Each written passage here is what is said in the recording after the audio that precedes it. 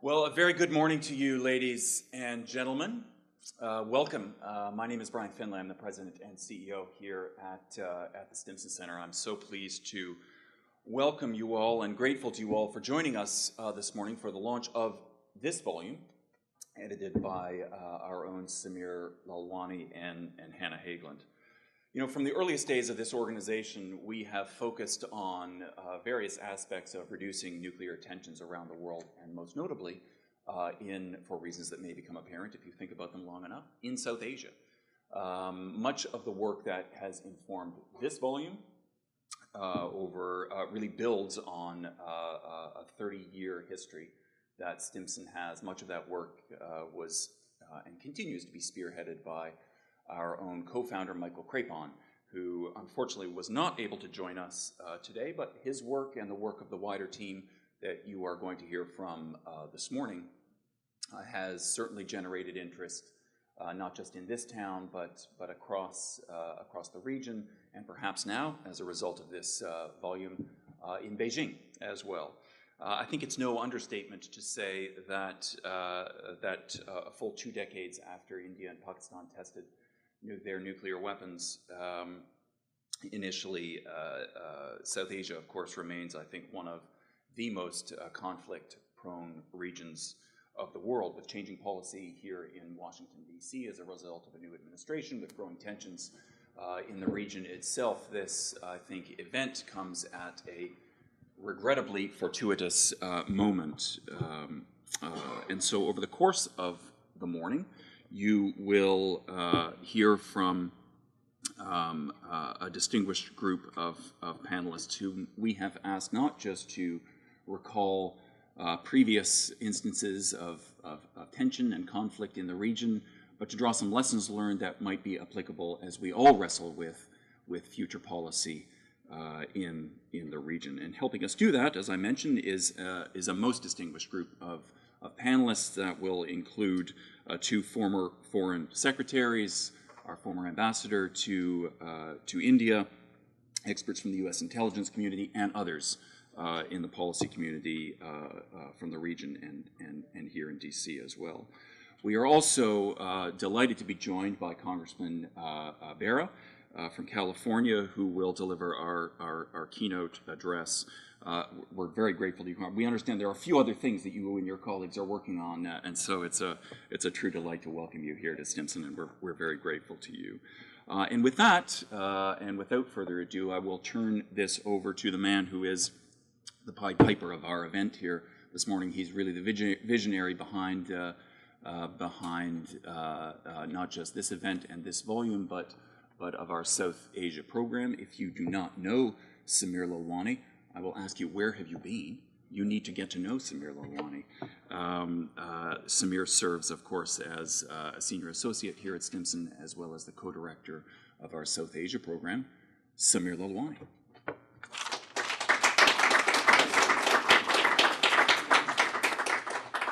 All right, thank you, Brian. So thank you all for joining us. I just want to go through a few things quickly before I introduce Congressman Bera.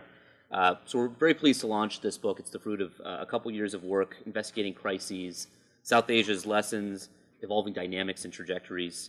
And as Brian mentioned, the Stimson Center has long been involved in studying sort of the dynamics and the cadence of crises in South Asia over the last 3 decades in the effort to better inform policymakers in Washington, New Delhi, Islamabad, and Beijing. And so this book sort of continues in that tradition from of the body of work that particularly Michael Crapon has led at the Stimson Center.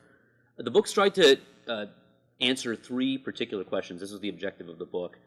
What have we as scholars and as parties to crises in the past learned from past crises? What are the stakes and new variables that are present? And what can we expect in the future? And for the answer to those questions, we encourage you to buy the book, but you don't actually have to buy it. You can get it for free. Here, pick up a copy. There's some outside. But an easier way for those of you tuning in online is to go to investigatingcrises.org, and there you can download the full PDF. You can download individual chapters. You can read it directly on your handheld device. None of you in the audience, though, I want you to make sure you're paying attention to the event. And it's a very dynamic website that you can basically glean all the insights pretty quickly from the edited volume. I want to thank our partners who made this project and our efforts and our research possible, the MacArthur Foundation, the Carnegie Corporation, and the National Nuclear Security Administration, who've all been sort of key supporters of our efforts for a long time, and we hope they continue to support these efforts so we can continue to produce research like this. A couple quick housekeeping bits. If you have a cell phone, which I'm sure many of you do, please turn the ringer off so we don't disrupt the panelists when we're making the presentations. If you happen to be tweeting today, use the hashtag #InvestigatingCrises so that everyone can catch on to your great insights. And so now it's my pleasure to introduce our keynote speaker, Congressman Ami Bera. I think the 2017 South Asia Strategy Review revealed that the U.S. still has high stakes in the region of South Asia. We obviously have thousands of troops deployed there in harm's way, with more on their way. It continues to be a nuclear flashpoint for the world. And it's also a critical note of this administration's Indo-Pacific strategy and the previous administration's efforts to bring geopolitical pluralism and balancing to the Asian continent. And if you consider tweets to be policy statements, then you could say one of the first policy statements that came out of the administration this year focused on the subcontinent. So I think we can expect this to be high on the agenda. And to reflect a little bit more on U.S. stakes and the Trump administration's policies towards India and Pakistan, we're joined by Congressman Ami Bera, who's one of the foremost South Asia watchers on Capitol Hill. The Congressman represents the California's 7th Congressional District. He's a vice-ranking member on the House Foreign Affairs Committee and is the longest-serving Indian American and South Asian American currently in Congress. Before being elected to Congress, he practiced medicine and served as Chief Medical Officer for Sacramento County. And drawing on his extensive medical background, Congressman Bera led efforts with the Foreign Affairs Committee to address the global Zika epidemic and is a strong supporter of American leadership and global health. He sits on the subcommittee on Asia and Pacific, which I think is one of the most important subcommittees, as well as the subcommittee on Africa, global health, human rights, and international organizations. He's proud to work with members of both parties to strengthen America's security and global leadership, and also the security of our allies. Congressman Bera lives in Elk Grove, California, with his wife Janine, and is also a medical doctor, and lives there with his daughter. But he's also been a great supporter of our South Asia Visiting Fellows program. In fact, he's one of the first people on Capitol Hill we reached out to set up meetings with our visiting fellows who come in a couple times a year from India and Pakistan to get a lay of the land of D.C., understand how the bureaucratic and political processes produce foreign policy. And the Congressman's always been a willing participant to host them and lend his insights. So we're greatly appreciative of that. And without further ado, Congressman Bera.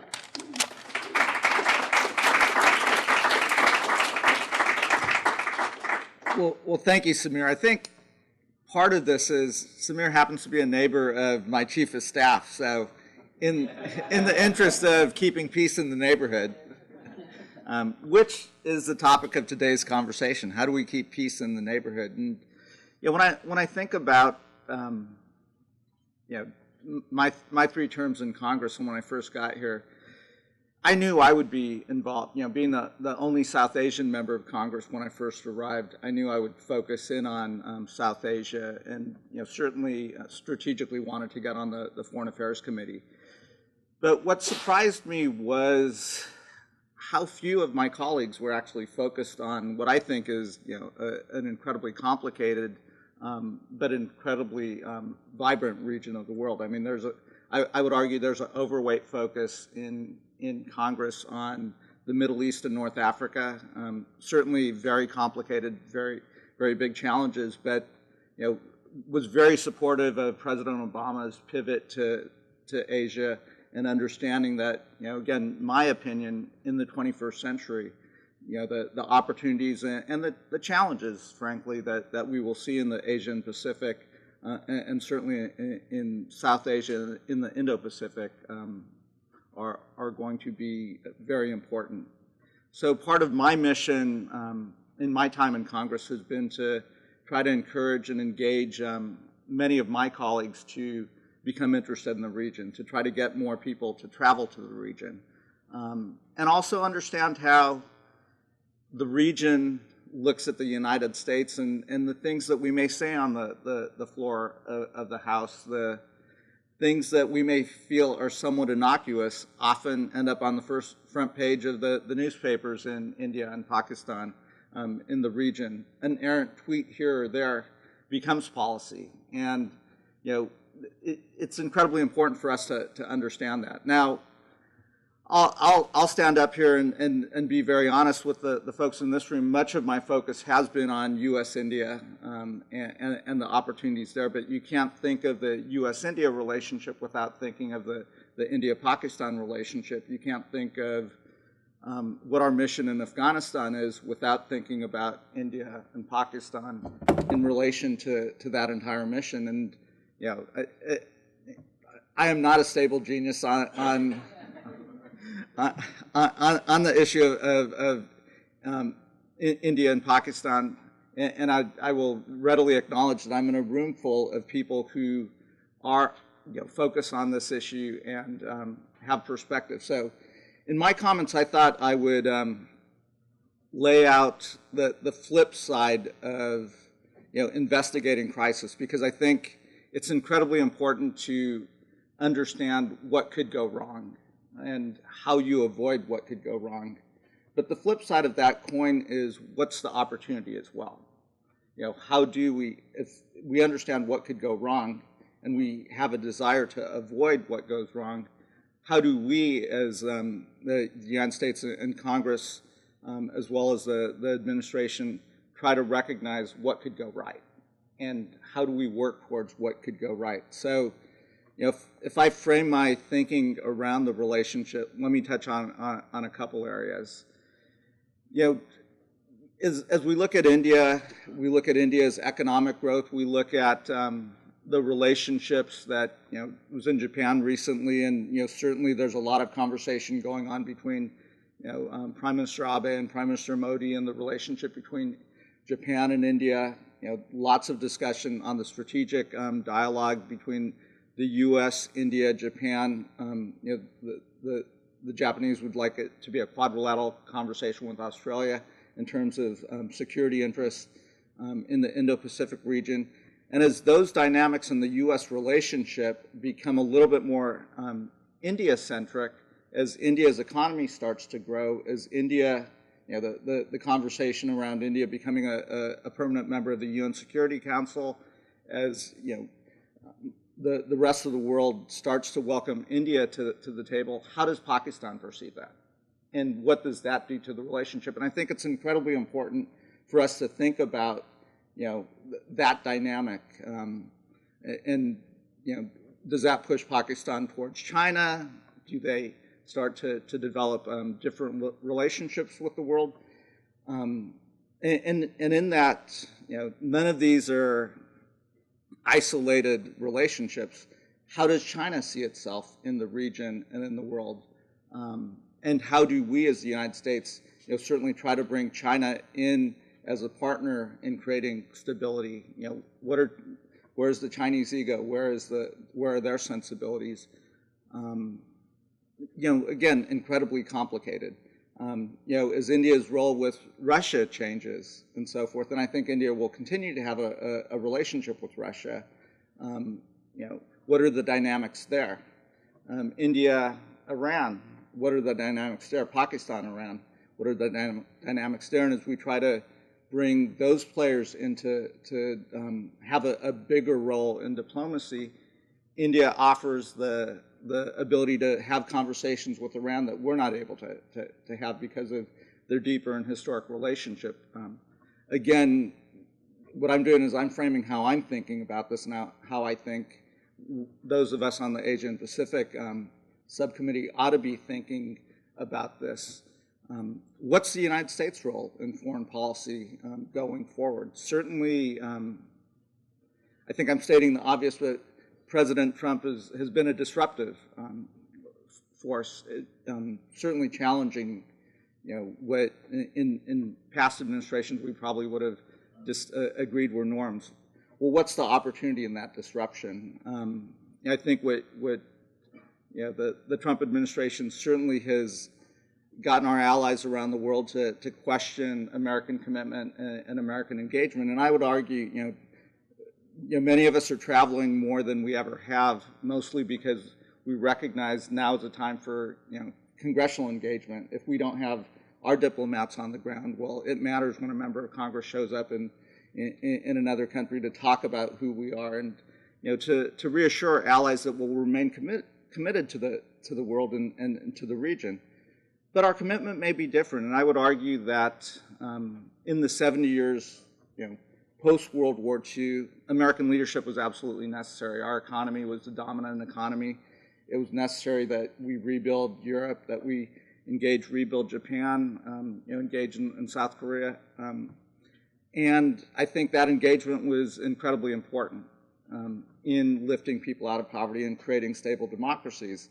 I could also argue that the next 70 years may be different in terms of how the United States engages. We have our own domestic challenges, and I don't, being a physician and being pragmatic, try to understand where we are as a nation, and there certainly are domestic challenges that we have here. That doesn't mean we withdraw from the world. That means maybe we engage in the world in a slightly different way, partnering with countries and allies that share similar values, values of democracy, values of free market, values of opportunity. My comments at the Mount Fuji Dialogue in Japan, it was about how we partner with those nations to then go into third regions. And in this case, I do think it's important that, as potentially the U.S. and Japan and China go into South Asia and think about those solutions, that it's not just the U.S. leading these conversations, but it is, again, partners looking for similar opportunities. What are the opportunities between India and Pakistan? We've raised questions of, as India's economy develops, are there opportunities to increase trade between India and Pakistan? As Pakistan addresses some of its energy needs and insecurities, its electrical grid, and are there opportunities there to work and create a dialogue where India may help Pakistan? These are pipe dreams in some ways and very complicated issues, but can you create a context where they work together? So that I'm framing a bit of my thinking, and I'm an optimist. I think you have to be an optimist if you want to run for Congress right now, and you want to hop on a plane every week and fly across the country, and I'll hop on a plane and I'll fly back this afternoon. But outside of the crisis, a war erupting on the Korean Peninsula or a war erupting in South Asia, everything else is an opportunity, right? And I think it's important for us to think about it in that context. So I'll stop with that, and I'm happy to take a couple questions. All right, I'm going to try to do this with my mic here. So the Congressman's agreed to take a few questions, and surprise, surprise, I'm going to ask the first one. So Congressman, picking up on your point about this administration sort of being somewhat of a bucking sort of past behavior from the United States and being a little bit of a disruptive force, one of the insights I think that the Stimson Center has generated over the last 10 or 15 years of work by Michael Crapon as well as by Polly Nayak on the U.S. role in past crises is that the U.S. has been sort of very active, very present in order to ratchet down temperatures and try to stabilize things when they flare up. So if there is another South Asian crisis between India and Pakistan, will the Trump administration need to be as active as its predecessors, as the Obama administration, the Bush administration, the Clinton administration as well, in managing these crises to ensure U.S. interests? Or can it allow the two countries to work things out themselves, or allow for another third party to play that role? Right. I think that's a great question. I for one think the United States has to be involved and engaged in those conversations. But sticking to the theme of what I think our diplomatic role in the 21st century potentially is, it may not be the United States by itself. It may be looking for other nations that have deeper relationships in that region to partner with us, to have that dialogue. At the same time, empowering both India and Pakistan, if a crisis, to resolve some of their own conflicts and dialogues. And again, in some ways, it's that role of being facilitator.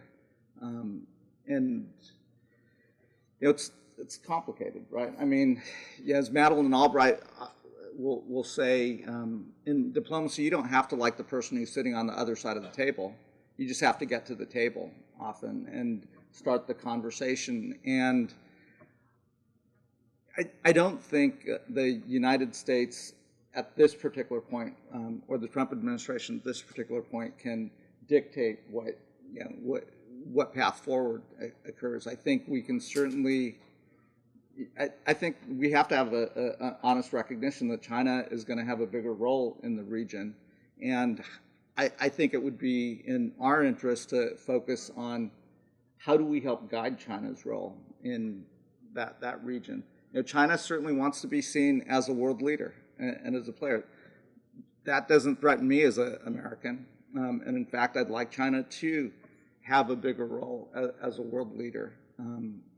Russia certainly wants to reestablish its ego, and again, doesn't threaten me as an American, and I don't think it should threaten us. But how do we help guide them to be responsible leaders? And that I think is an important question.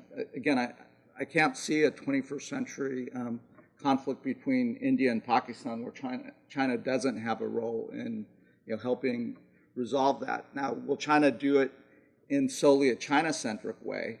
And I think there's some question as how they engage in diplomacy and development. Often it's in a China-centric way. I'd argue the U.S., when we engage diplomatically in development, it's a little bit more benevolent, but let's not fool ourselves. We're also looking at what's in America's interest when we engage as well. Well, we should have had you write a chapter on this maybe next time. All right, so I can take a couple questions from the audience for the Congressman. So, Sharon. Oh, we got the mic all the way over there. We can make it happen. This is always dangerous when you're in a room full of smarter people than yourself. Thank you, Congressman. Sharon Squastoni. I'm with George Washington University. First question is a little bit of a tough one. Do you think the Trump administration, by cutting off aid to Pakistan, has just taken away the table? And the second question is with regard to China's role. China has had a very different approach towards Pakistan's nuclear arsenal than the U.S. has. That's kind of understating it. So one thing I worry about as a non-proliferation expert is if we cede more influence to China, what hope is there actually for reducing risks with respect to Pakistan's nuclear arsenal? Thanks. Yeah. I wish I could answer the first question. And I hope there was a strategy behind the tweet, that it was thought through, that it wasn't just an errant tweet based on something the president may have recently read or seen, but that there was a strategy behind it. I think my frustration as a member of the Foreign Affairs Committee is historically, when we've looked at foreign policy, we may have different approaches as Democrats or Republicans or with one administration or another, but we've always recognized we were on the same team when we were speaking to the rest of the world. And I do think the challenge, first off, let me say this: if there are former State Department employees or current State Department employees, thank you for your service. You do a remarkable job representing us around the world. That said, I do worry a lot about the staffing at State and the fact that we don't have all our undersecretary positions filled, and for South Asia, certainly. I would wish, if there is a strategy there, that they would bring us in as members of Congress, and prior administrations have done that, and we've had that open dialogue, whether in classified or open settings, because we also recognize when we have a hearing or when we make statements to the press, we can reinforce strategy, or we can raise issues that the administration sometimes can't. So I can't necessarily answer that question because they haven't had that conversation with us to talk about what their strategic goal with that tweet is. I'd be speculating on, where it is. I do think even under the Obama administration, the U.S.-Pakistan relationship and the relationship with regards to aid to Pakistan was changing as it was, but it's complicated, right? If we worry about the rapid proliferation of nuclear weapons in Pakistan, making smaller and more mobile nuclear arsenal as well is pretty worrisome. And we understand, certainly I understand some of why we've supported through aid, the military government in terms of trying to secure that arsenal. I do think there's a potential strategy of how do we strengthen civilian institutions in Pakistan? How do we strengthen a civilian government? And that's a conversation for all of you to have. And then when you come up with an answer, please deliver that to members of Congress and let us know how we can be of assistance. The China question is a complicated one. So let's acknowledge that China will have a role in the region. Let's acknowledge that China's role could be beneficial. It could make things more complicated. And then let's think of what is that strategy to make it more beneficial. And when you speak to the Indians, they don't want to be a pawn in U.S.-China. They don't want to be pushed to say, okay, we're going to ally with America or China. I think they recognize that in their neighborhood, they're going to have relationships with both China and India or the United States.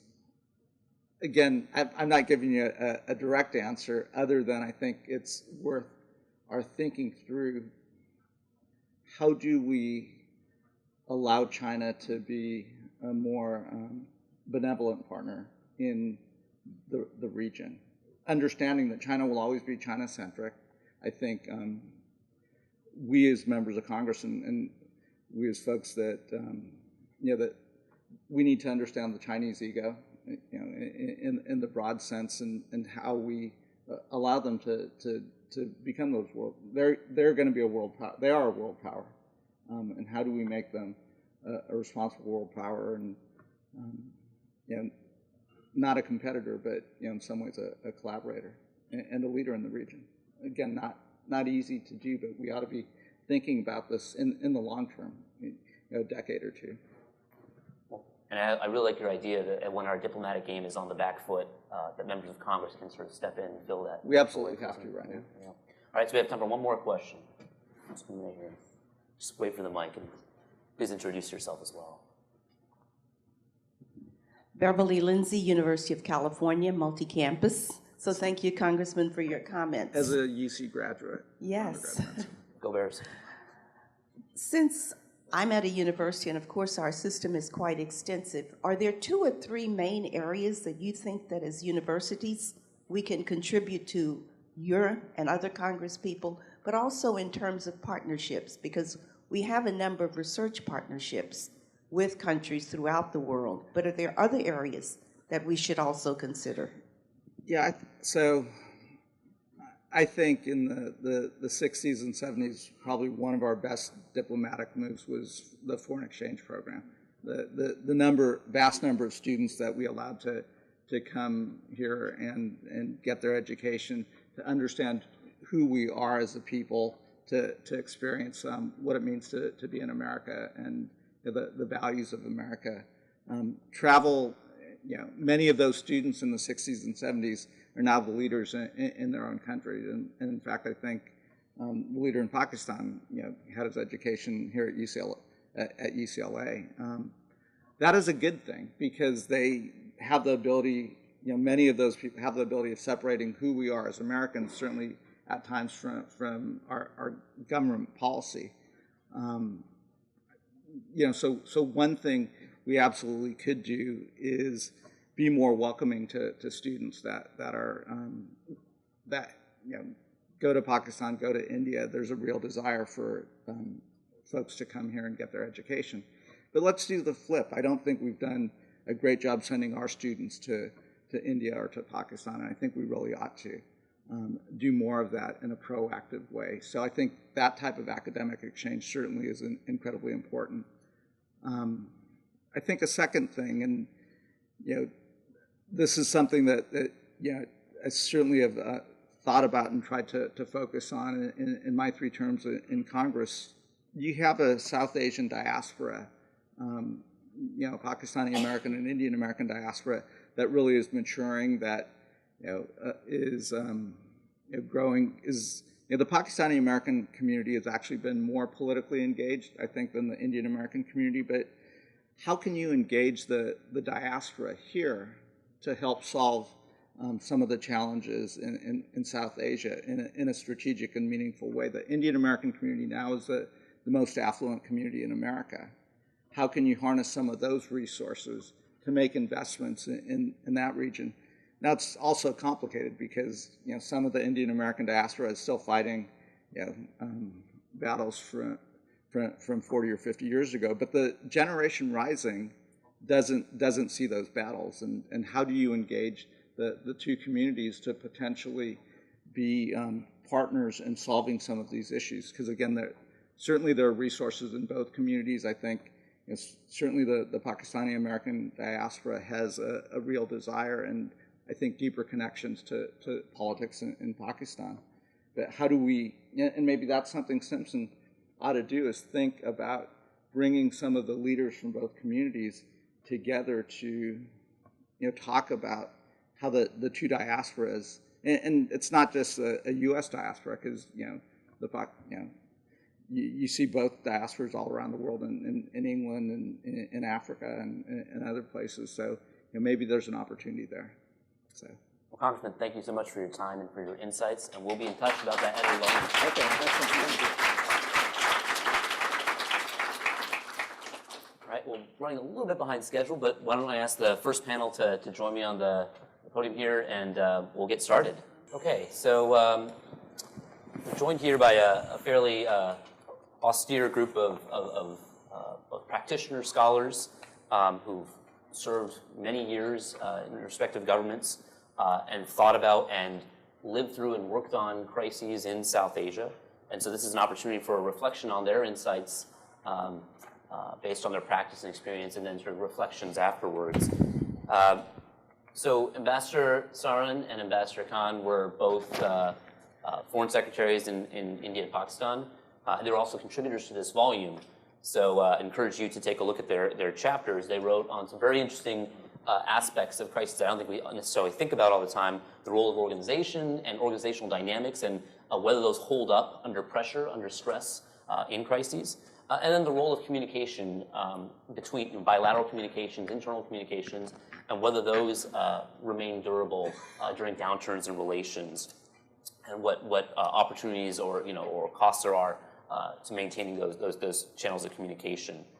And then, of course, Nayak has authored a number of publications published by Stimson, reflecting on the U.S. as a third-party crisis manager. When we know there's a crisis, how we react to it, a potential set of actions that the United States can take in order to subdue, stifle, or mitigate the consequences of a future crisis. So I've asked each of them to prepare some opening remarks based on their past writings and just reflections about the state of play in South Asia today. And perhaps hopefully we'll learn a little bit more about what we've learned from past crises, what this means for a future sort of challenge or contingency in the future, and even what Congressman Bera referred to as opportunities that can be harnessed from future crisis contingencies. So we'll go down the list of presenters. Let me go ahead and read you. You all have the bios in front of you, but I'll just read it for our audience tuning in. So we have Ambassador Riaz Khan, who spent nearly 40 years in Pakistan's foreign service, holding various assignments at Pakistani missions around the world. His diplomatic career included stints as foreign secretary from 2005 to 2008, ambassador to China. Prior to that, spokesman of the Foreign Office, and a number of other postings. He served as the head of the Pakistani delegation to the Pakistan-India Composite Dialogue, And prior to joining, this is I think the most interesting thing I learned about Ambassador Khan. I've learned it many times over our conversations in the past few years. But he taught quantum physics at Punjab University. He's a mathematician by training, and he would love to tell you more about advanced mathematics and things that we can't fully, as policymakers, practitioners, can't fully comprehend. But he's up there in the clouds in terms of his cerebral production. Ambassador Shyam Saran is an Indian career diplomat. He joined the Indian Foreign Service in 1970, became Foreign Secretary to the government of India from 2004 to 2006. So these gentlemen have a history together, as you can tell. Prior to his appointment as Foreign Secretary, he served as India's ambassador to Myanmar, Indonesia, Nepal, and High Commissioner to Mauritius. He was also the Prime Minister's Special Envoy for Indo-US nuclear deal, and he's a senior fellow at the Center for Policy Research and a member of the Institute of Chinese Studies Governing Council. And then finally, Polly Nayak, who's retired in 2002 as a senior government executive after a wide-ranging intelligence career. And as a longtime South Asia expert, she was the intelligence community's most senior expert and manager on South Asia from 1995 to 2001. It was a pretty quiet time around then, as I understand. Her publications with the Stimson Center include U.S. crisis management in South Asia's Twin Peaks crises and the unfinished crisis, U.S. crisis management after 2008 Mumbai attacks. So with this eminent panel, we'll start with Ambassador Riaz Khan for just ask each of the panelists maybe 8 to 10 minutes, and then we'll try to play catch up a little bit with Q&A as well. Thank you very much, Dr. Lalwani. First for inviting me here. And I must say that we had the comments from Congressman Bera, which were very positive, and it's a good start for your endeavor today. We are missing our good friend Michael Crepon. I wish him a speedy recovery. I'm very happy to see my old friend Shyam Saran. We have been together in many meetings and conferences, but I think this is the first time that we are together in a kind of a seminar setting. About conflict and crises, lessons from the past, I have a chapter which I have contributed, and I have gone in some detail there, and I hope that you will find it worthwhile to glance through it whenever you have the time. But here I would like to throw light on three aspects. First, what can we learn from experiences of past conflicts and crises in relations between Pakistan and India?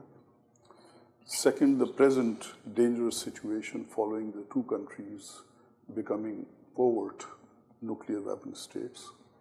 And the third, some of the key points I have made with regard to avoiding another conflict and how crises can be brought under control or averted. What can we learn from past experiences? First point in this regard is that Kashmir lies at the heart of the 70 years of conflict and tension in Pakistan-India relations. If Kashmir were resolved, perhaps the trajectory of this relationship could have been very different. Pakistan would have had no motivation to respond and pursue a nuclear option. This is what I believe, if Kashmir were resolved. Perhaps the two countries could have lived together as the founder of Pakistan, Muhammad Ali Jinnah, had once envisaged, like the United States and Canada. Instead, however, we have had 3 wars over the dispute. Even now there is a simmering agitation in the valley. Only a couple of months back, You may have seen statements by former Foreign Minister Yaswant Singh Sinha and the former Chief Minister Farooq Abdullah expressing concern over Kashmiri alienation, which they say has to be addressed. One thing is very clear, that disputes and problems, if left unaddressed, do not necessarily fade away, especially if these relate to the rights of a people. Kashmir, I always believed, is resolvable. It is a political, not an ideological dispute. We have in two other, Siachen and Sur Creek, two disputes which are entirely territorial, as I look at it. Again, those two issues can also be resolved in innovative ways, turning them from arenas of conflict to areas of cooperation for the benefit of the two countries and, importantly, the environment.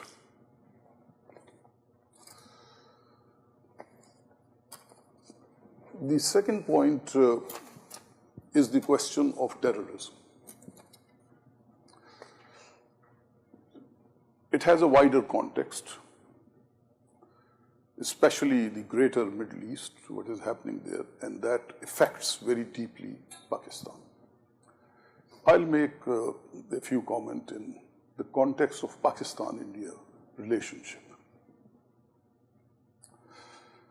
Pakistan absolutely gains nothing from any acts of terrorism against India. I have dwelt on this argument in some detail in the chapter which I have contributed in this book.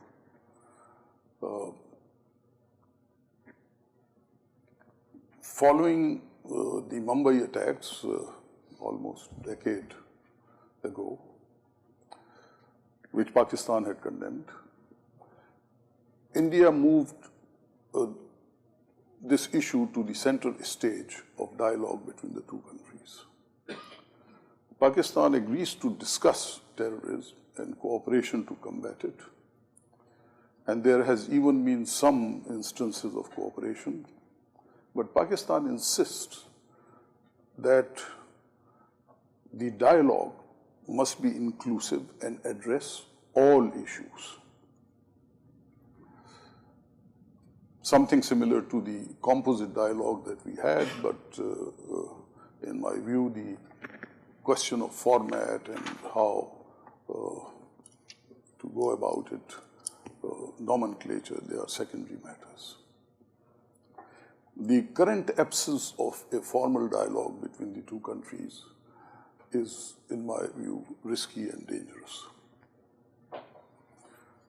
The third point I would make in this context of experience relates to the assumption that progress on soft issues such as trade, culture, and people-to-people context can help transform political atmosphere and even pave the way for resolution of political disputes. While there can be no denial of the desirability of progress on soft issues, experience shows that it proves to be fragile and whittles away under a crisis, or even sometimes when there is a change of government in one capital or the other. On the other hand, resolution of a political dispute can become a more solid foundation for mutual trust. In my view, progress on resolving Siachen in 2011, when Pakistan had lost more than 140 soldiers in Gyari avalanche, that could have become a game changer. In fact, both sides are losing more lives there because of the weather conditions rather than because of the fight between the two. Now, the fourth point, on every issue which involves Pakistan and India, there are different perceptions on both sides, be it Kashmir, be it terrorism. I have the experience that even on such minor matters like allowing movement of diplomatic personnel in the respective capitals, when the two sides will sit down at the technical level, one would find that very soon they would paint themselves into corners. So there are these differing perceptions. If and when possible, when it becomes possible, when dialogue is resolved, we need to look for a way forward rather than try to convince the other from your own point of view. Positions need to be stated as long as they are held, but a serious diplomatic effort has to rest on finding accommodation and common ground. Lastly, in this context, I would say that while both countries have been through many conflicts and crises, they have resorted and accepted a rich catalogue of modalities and approaches to contain these crises and conflicts and to address them. These have involved resort to the United Nations, third-party intercession, including the United States and the erstwhile Soviet Union, international mediation, bilateral contacts, unilateral steps. Nothing has been a taboo. This must remain so in the future. Here, both countries have a responsibility, and the international community too has an obligation to be sensitive and remain engaged to the need for containing and help arresting crises from escalation. The second aspect which I had mentioned relates to the dangers of the current situation. These are most poignantly evident in India's cold start doctrine and Pakistan's riposte that contemplates going beyond tactical nuclear weapons to miniaturization and battlefield nuclear weapons. I have argued in this chapter, which I have contributed, that these are dangerous doctrines and the two sides should retreat from them. Citing from the chapter, I have said, the premise that a sub-conventional, which is terrorism, act should provoke a massive conventional retaliation, which in turn must be countered by an unconventional limited nuclear response, is deeply flawed. The key assumptions underlying this spiral of escalation must be questioned. These precepts are too dangerous for hardball or wargaming by those steeped in a military culture of suspicion and strategies of action, counter-action. Any scenario inexorably leading to a nuclear exchange is insane in the extreme. Such a trajectory should be considered only to develop mutually agreed intercepts, wire trips, and mechanisms to contain the crisis. Diplomacy and dialogue must intervene at every point of the trajectory to avert a catastrophe. This is what I'm quoting from the chapter that I have contributed. Nuclear deterrence is now an integral part of the security paradigms of the two countries. This poses a classic dilemma. They must learn to live with this reality while making a nuclear exchange unthinkable. The third and the last aspect relates to suggestions for avoiding and managing crises. In this book chapter, I have grouped these so-called recommendations or suggestions into 6 baskets: revive dialogue, expand dialogue process, improve existing CBMs, eliminate nuclear exchange possibility, avoid communication breakdown, and acknowledging both states' nuclear statuses. These are essentially security-related measures, but there can be others. For example, a friend of mine who was former deputy head of UNEP, Shafkat Kakakhel, you know him, he once told me that an agreement between the two sides under the Indus Water Basin Treaty for a regular exchange of telemetry data has become vital, a vital CBM to avoid aggravating water issues, apart from a better understanding of water flows in a scenario of climate change. I have not included this or similar other possible CBMs in my list in the chapter, but here I'll only flag three points. First, I have suggested regular bilateral summit level meetings. And as Congressman Bera had mentioned, that whether we like each other or not, I think this is an important, this ought to be considered as an important arrangement when conceived. At least say once in 3 years. Experience shows that bilateral summits are always better prepared and have always, summit level meetings, have always led to some cooling off and even progress. Such an arrangement, regardless of the state of relations, should be beneficial and needed for the two countries which happen to be nuclear weapon states and neighbors.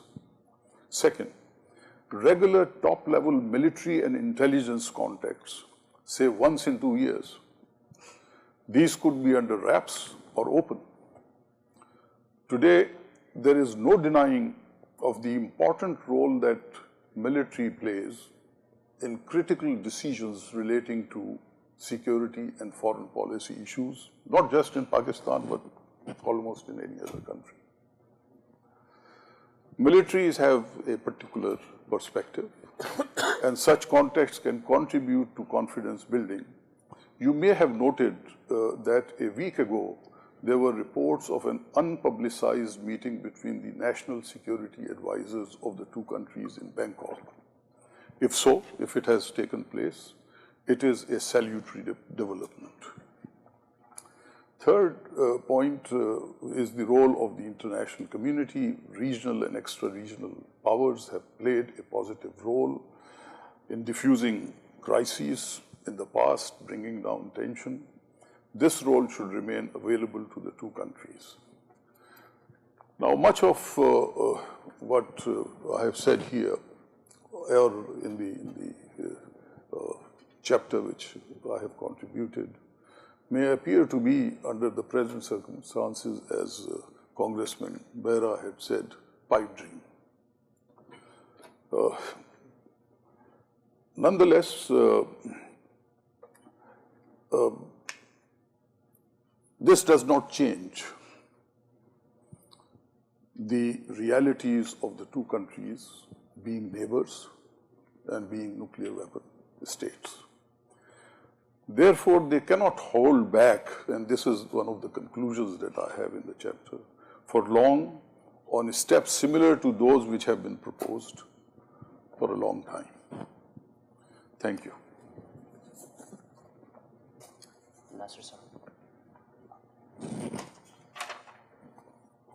Thank you very much, and let me congratulate the Stimson Center on the publication of this book on managing crises, which has a set of very useful contributions. And I'm very happy to have an opportunity to once again meet my old friend, Riaz. He and I were foreign secretaries during the period 2004 to 2006, and I may perhaps also say that that was one of the better periods, although I don't know whether I should credit ourselves for that, but it just so happened that they were somewhat better than they normally are.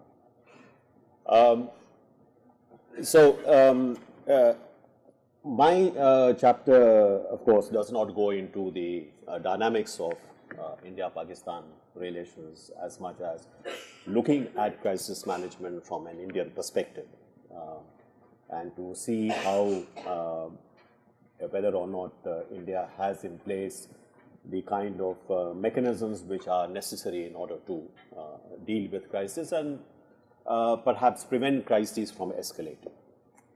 And I have shown that in some cases we have been more successful, other cases we have not been so successful. So the lesson that I have drawn is that in fact what has worked has been the reliance on very well established institutions and procedures. When we have allowed them to work, they have actually delivered in terms of managing crisis.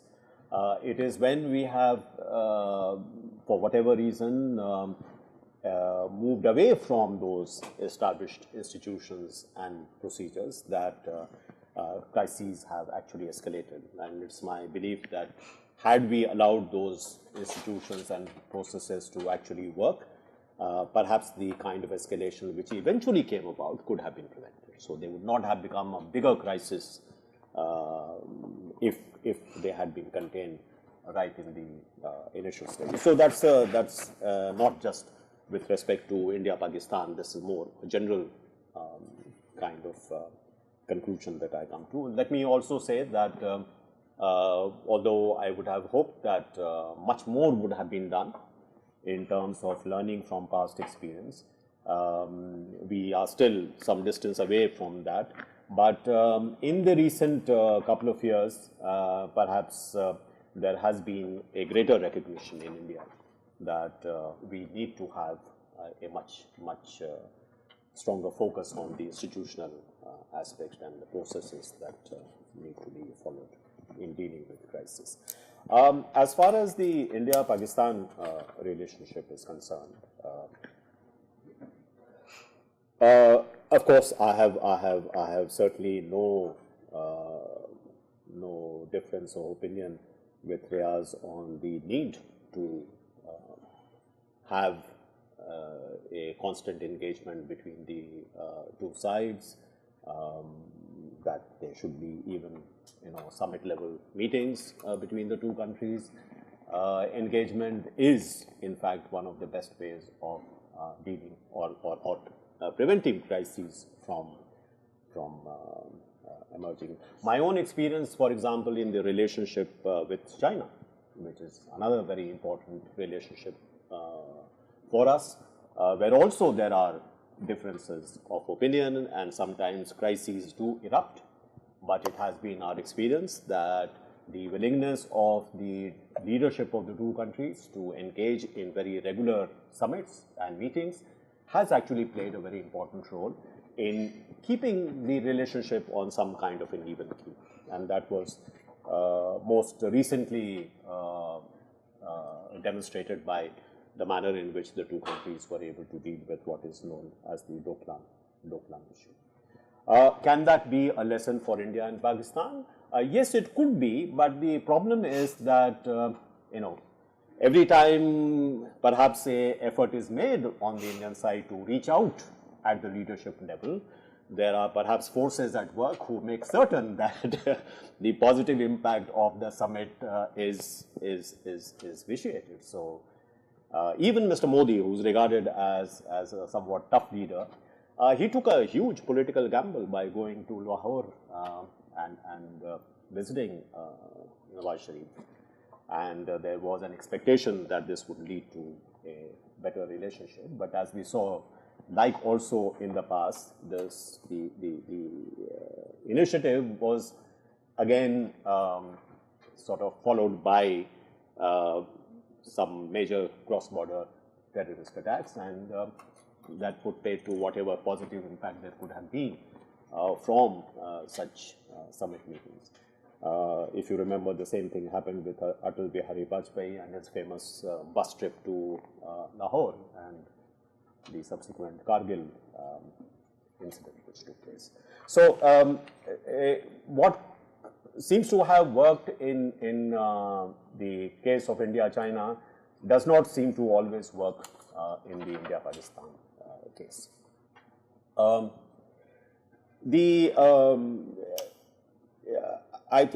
would agree with Riaz on one point, which is that part of the difficulty in managing the India-Pakistan relationship is precisely the very different historical narratives that the two countries have.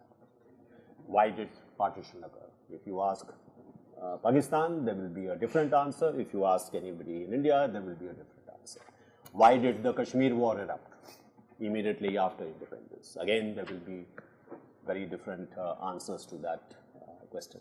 Why did 1965 happen? Why did 1971 happen? Why did Kargil happen? Or more recently, whatever happened?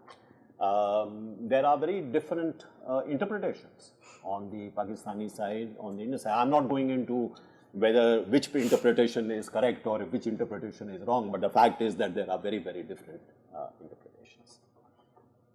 Which makes me believe that any kind of improvement of relations between the two countries will not be in the form of some kind of a grand reconciliation, problems are all resolved, Kashmir issue is solved, and we are back on track.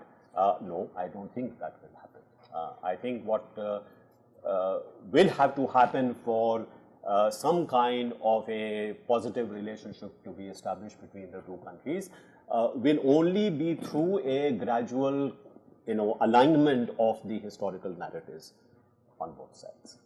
As long as those narratives continue to be diametrically opposed to one another, I do not see the possibility of any kind of a grand reconciliation or improvement in the relationship, which points me to the need for perhaps focusing attention on what modest steps that you can take to improve relations. They may be very ordinary kind of measures, like some of the measures which we undertook earlier, encouraging, say, people-to-people's relations and pilgrimages between the two countries, trade, various other such measures, which Riaz says, if the main issue is not resolved, these may not really work in terms of improving the relationship.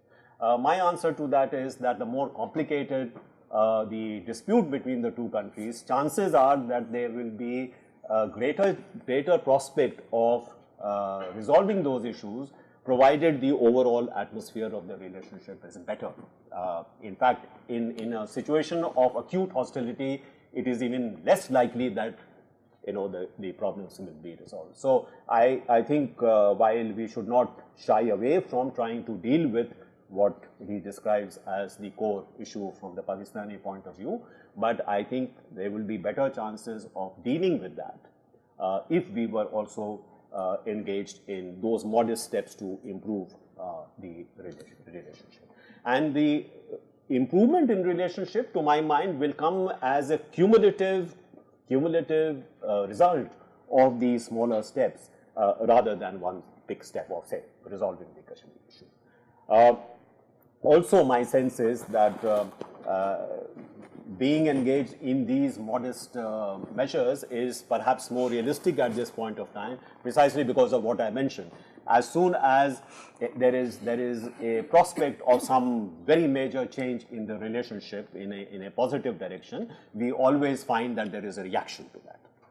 Now, for whatever reason, whether it is the Pakistani military or whether it is the Pakistani establishment, feels very threatened if there is a real prospect for improvement of relations. So, that is just the reality.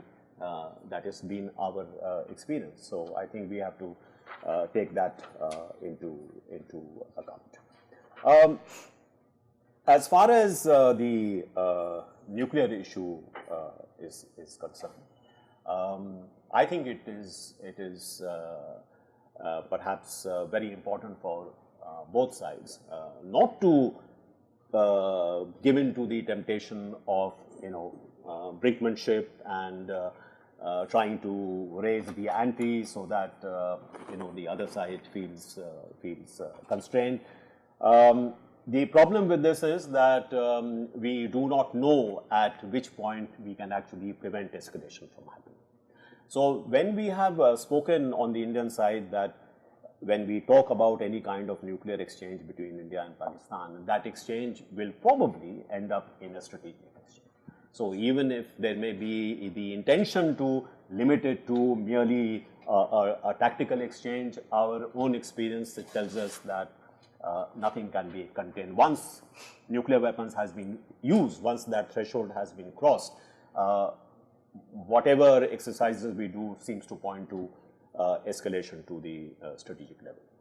So I don't think that one should even talk about how nuclear weapons could be used in the context of the India-Pakistan conflict. With respect to this exercise that has been carried out, I would say that while it is a good account of how crises have erupted and how they have unfolded, and it's good to look at the theoretical aspect in terms of what are the drivers of crises or what are the warning signs with respect to crisis. But as you have yourself pointed out, Sameer, in your chapter, that it is very difficult to actually reduce crisis to simply a function of specific conditions, exact variables, or distinct thresholds. Instead, it is a very subjective position, and it is clearly influenced by whatever may be at that point of time political considerations or even the perceptions and the actions of leadership. And this is something that we have to just accept, that there is no objective way of actually dealing with crisis.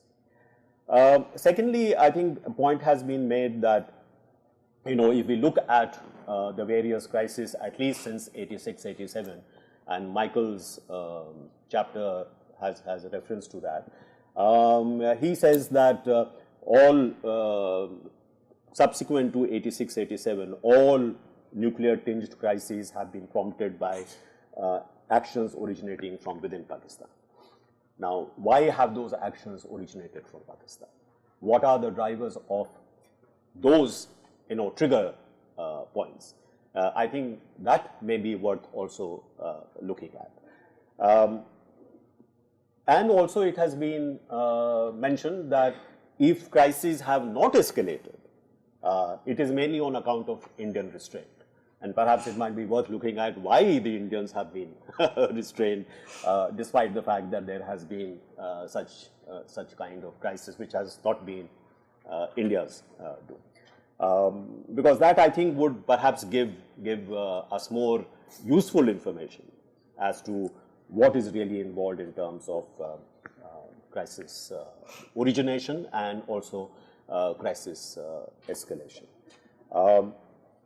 Now, I would like to just end by saying that it certainly remains my view that engagement between India and Pakistan at all levels is something that I would certainly welcome, even when there are very difficult relations between the two sides.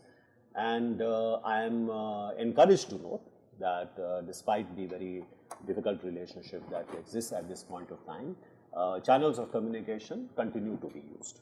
And Riaz himself has made mention to the fact that the national security advisors of the two countries are in touch with one another. And also, I would say that diplomatic channels between the two sides continue to be active. So it's not as if communications are not taking place. We would have hoped, of course, that these are raised to a much higher level than what we see today. Thank you. Yes. Well, these were two extremely interesting presentations that are in some ways reflective of the chapters in the book, not just the chapters by these two gentlemen, but also other chapters concerning their, the different perspectives, the opposing approaches, and to a lesser degree, the differing structural issues in how the countries approach relations with each other.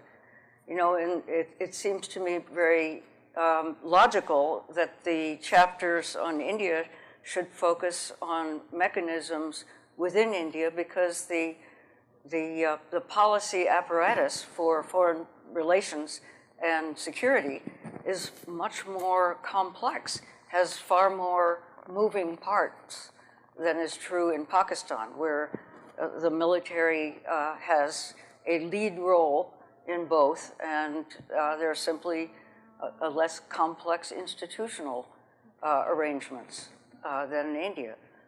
India, like the U.S., is has a messy collection of different pieces that have to constantly adapt and work more efficiently together. So I think the different focuses of these two conversations reflect, in part, institutional differences in their internal workings. I thought this book was magnificent.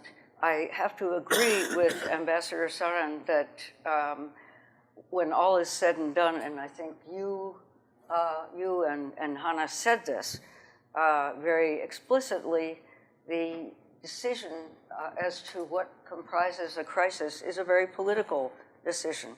There's nothing really objective that can define it. And I would add something to that, which I think is quite important. And again, I think both ambassadors have alluded to it.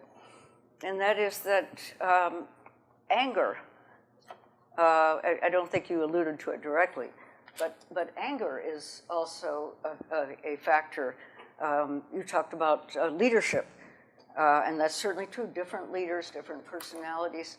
But when I go back and think about Shiv Shankar Menon's book, Choices, and I look back at his reaction to the 2008 Mumbai attacks, his anger was what he led with. It's not what defined the final Indian response, which was very restrained. But I think we sometimes forget how much interpersonal dynamics and discussions among different parts of leaderships affect outcomes. I think that's a very dialectic process, and the conclusions that different parties bring to the table play into the outcome, depending on, again, group dynamics. So it seems to me that outcomes are far more specific and reflect the roles of different personalities as well as institutions than some of the more theoretical discussions would suggest. I was very impressed by the chapters, in addition to those of the two ambassadors, on media, the role of media, which I think is very important and often ignored. And the question on the Indian side of informing public opinion in a more systematic way rather than simply responding to it. I think that was really fascinating. And in fact, that was part of your chapter, Ambassador, as well. So very, very interesting. The chapter on intelligence, particularly in India, was fascinating. And I was struck particularly by the similarity of some of the suggestions for improving internal mechanisms in India to discussions that have gone on in the US in the past. again, because we both have messy systems with lots of moving parts. I thought the discussion of how capacity sometimes becomes the defining element in an outcome was fascinating, because I think it's true in the US as well. What can we do comes up as right at the front end. What are actually realistic options? And having sat through a lot of senior decision meetings, that I think is a common strand. Another is your recommendation to develop more regional expertise and to have closer ties between government and outside experts, think tank as well as university. And that's something US foreign policy makers and the foreign policy establishment have intermittently emphasized. And it's actually become quite an important piece of the foreign policy relationship with the private sector. So all of those things are common and very interesting. The lack of durable institutional mechanisms in both countries really is I think particularly striking. And I'm also struck by the fact that in India, some of the difficulties in coordinating between the security or military establishment and the civilian policymaking establishment are the result of India's tremendous effort to keep the military secondary in foreign policy making. It's a different dynamic from what we see in Pakistan. So it seems to me that, again, as in the US, some of these consequences follow from deliberate policies, deliberate emphases that are special to India and to a great degree to the US as well.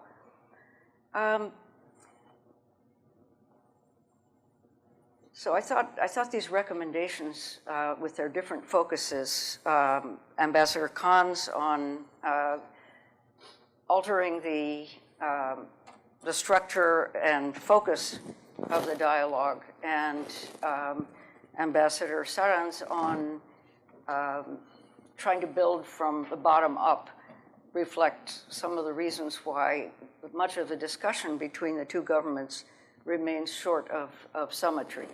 They're very, very different narratives, but also very different concepts of what has to come first. The question of why India is restrained, and the twin question of why there are spoiler attacks when summits do occur between India and Pakistan and seem to be bearing fruit, are obviously questions going forward that analysts will continue to study. We'll be talking shortly about the role of outside third parties, governments primarily, in buffering and perhaps preventing overreaction by both sides. And many analysts believe that both governments, India's and Pakistan's, however unhappy they may be to need to rely on outside parties, actually count on it. And so the question going forward, which this book has raised and which Representative Bera also raised, is whether the US will be as available and whether it will be able, in a different, perhaps less proactive role than it has adopted before, to serve as a coordinator, which has been its past role in outside discussions with leaders in both India and Pakistan in times of crisis. So those are real questions. I wanted to raise a point about having processes for government crisis response and even for dialogue between India and Pakistan in times of crisis. And I realize that India and Pakistan have their own informal mechanisms, and there is conversation that's simply not public in difficult times.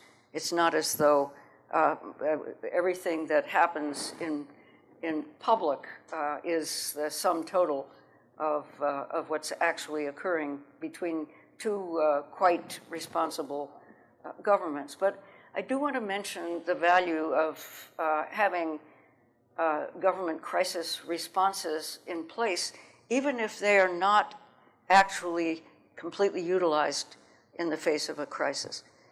It seems to me that the value of having such a process in place lies partly in the making of the plans, in the making of the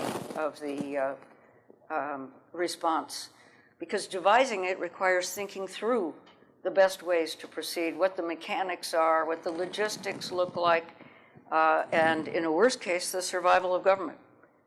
So the very process of devising this is educational and forces senior people in a government to consider at least the elements, if not follow the procedures in a difficult time. I have to ask, how many of us, if we're faced with a smoke-filled corridor in a hotel, would try to read the emergency exit recommendations on the back of the door before leaving? So I do think there is value, but I wanted to bring to the conversation a point that has been raised in a number of research studies, and that is that unless the people who are actually going to be doing the crisis management, that is very senior officials in a country, are involved in drills or whatever, they have very little value.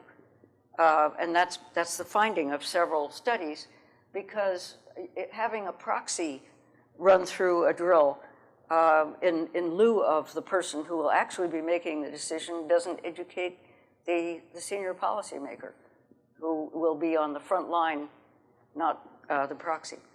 So I raise that simply because it argues for having the top officials themselves be involved in any sort of exercise, rather than sending someone who's a couple of levels below and won't actually have decision authority. So with that, I would particularly be interested in hearing if either of you cares to comment on the value of Track 2 discussions, which is a question that has come up in regard to other dyads, countries that have stressed relations, whether Track 2 is actually a good mechanism for at least trial balloons, short of official exploration at higher levels, or whether back-channel discussions that don't involve outside parties or non-government people are more valuable. And I suspect you each have an opinion based on your experience. But that would be a subject I'd be interested in hearing you pursue. Well, why don't we turn that over then to the question of the utility of Track 2s, but also, Ambassador Saran, you talked about modest steps being sort of a one way to go. Are those advanced through these Track 2 mechanisms? Do they require Track 1 institutionalized structures that Ambassador Khan talked about? Can it, or just use every sort of mechanism available? Exactly. Please, why don't you start, sir? Well, thank you. I'll address this Track 2 question. But before that, I just want to make one point that unfortunately I have not read the book. I have only read my chapter, which I... It's fair. So I don't know what is there written by Mike in his essay. And there it was referred to by Shyam that all the problems, they were initiated somehow from Pakistan. Now there are few instances which come readily to mind. For example, Siachen, was it initiated in Pakistan, or there were also incursions in Chor Batla and Qamar sectors, etc. But far bigger than that, 1971. I don't want to touch on Kashmir because it's a category apart. It probably started even before Pakistan and India were partitioned. So the thing is that I don't want to dwell on this because I have not read that particular essay, and it would be unfair for me to comment on that. Now, the track 2 discussions. To my mind, track 2 discussions are useful. They are useful because in the world today, which is very complex, there is a need for interaction. Interaction which can lead things to a positive direction, even if at a given point of time, it doesn't appear to be very productive. Because otherwise, if we go on judging that this thing is how useful it is or how useful it is not, people are now doubting whether diplomacy at all has any usefulness. Whether it is the military strength and the economic strength, which basically is the arbiter of decisions and which shapes the relations between countries. But being a diplomat, and I think I can say it for Shyam also, because he had probably a longer career than myself, diplomacy is vital for the health of the world affairs and how we interact. So similarly, track 2, it is a good sort of modality for considering things. There are sometimes very useful ideas which are generated, or at least they are discussed, which sometimes it is very difficult to discuss in very formal settings. So that would be my sort of response to. Yeah, so one other about soft issues and long. The argument that I have made in my is not that we deny that there is no utility of discussing softer issues, and if there is progress on softer issues, good. And one can also understand that there cannot be a uniform progress on all the issues that we discuss. But when there is a dialogue, then all the issues should be discussed. That was the argument that was being made by me. Thank you. Sorry. So let me of course, agree entirely that engagement at all levels and amongst very different kind of actors, all these are very useful. So in the India-Pakistan context, I think Riaz has also taken part in some of those track 2s, so have I. There are also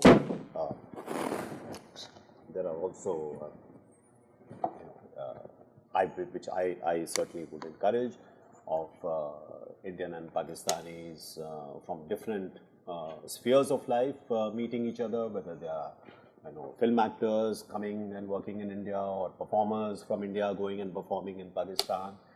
There is a very strong cultural affinity between the two sides, and those cultural affinities, my experience has been, they have always had some positive impact in terms of the relationship between the two countries. So I'm all for those kind of engagement. But I think one has to recognize that ultimately resolving issues or even managing the adversarial relationship between the two countries requires work on the part of states. On that issue, I think Riaz made a very important point, and that is the value of diplomacy in terms of, if not resolving issues, at least managing issues. And diplomacy, it should be quite apparent, can only operate in grays. If you pose issues in black and white, you shrink the space for diplomacy. Therefore, whatever helps in creating some grayness in the relationship where diplomacy can work, I think is very, very critical. And I also share the apprehension that perhaps that space for diplomacy, those gray spaces may be shrinking. And I think it is extremely important that we do not allow that shrinkage to take place. I would agree with you with regard to the need for the officials who are going to be dealing with crisis to be actually engaged in the exercise of working out the processes and in the building up of the institution. I think you would see from my chapter that that is precisely what has been done in India. So the problem is that not that the institution is not there or the drills have not been laid out, very, very elaborate drills have been laid out, and the people who will be actually taking decisions are very much part and parcel of that. So if you look at the Central Crisis Management Group, all key actors are represented there. They know exactly what each one has to do and has the authority to do. It is when you do not use it that problems arise. And why do you not use it? Well, sometimes there is a sense, oh, this is a very delicate, sensitive political issue, maybe, it should be handled in some different, which is the wrong thing to do, obviously. So I do not think this may not be the experience in other countries. And I'm not so sure whether that's the experience in the US, but you seem to indicate that maybe it's a problem here as well. But it's not so much that the institutions are not there. But if you constantly keep putting them aside, then you do not be surprised if surprises occur. Yeah, it seems to me, I just wanted to add one other thought to this, which is that as a crisis moves in, one tendency that seems to be quite universal is to narrow the group of people who are involved in the discussion, and that works against the kind of coordinated whole of government. True, and then what is the best advice which is coming to the one person where the buck stops? In the case of India, the Prime Minister. So I can only recall what happened after Mumbai because I could see what was happening. It would have been better if he had constantly the kind of inputs that could have come to him from this kind of a group, where all the moving parts that you are talking about would have been represented. Because everyone was getting only a small bit of the picture, not the complete picture. So you needed a platform where all this could come together, and then you could go to the political leadership, who would still have to take the decision. But I think though he took the decision, despite the pressure on him to retaliate, though he took the decision not to retaliate, I cannot say that that was based on a very careful assemblage of intelligence, information, which then allowed him to take that decision. I think that decision was something of an instinctive reaction that retaliation may lead to worse consequences than would address, even though there was this kind of pressure. Interesting, thank you. Well, I've failed my job to moderate this panel because I've been so captivated with the discussion, but I will try to have a firmer hand here in Q&A. We have a little bit of time. I'll try to bundle some questions. Please introduce yourself, wait for the microphone, limit yourself to one question succinctly as possible, and we'll start with this gentleman over here. Yeah, good morning. Can you just wait for the microphone? Good morning. My name is James Cladd. I was in the OSD policy defense under the last years of the W. Bush administration. I just wanted to add my voice to Polly's call for recurrent exercises ahead of crises and just say that you may have been involved, Polly, I can't remember, but we had a series of fire drills, we called them, in 2007, early 2008, which had the great effect of acclimatizing just the building, the Pentagon itself, to some of the issues involved. It turned out to be a very very helpful exercise ahead of the Mumbai business. So that's an absolutely essential thing to do and to keep doing. Thank you. Take a couple more add on to. So, what do you want to?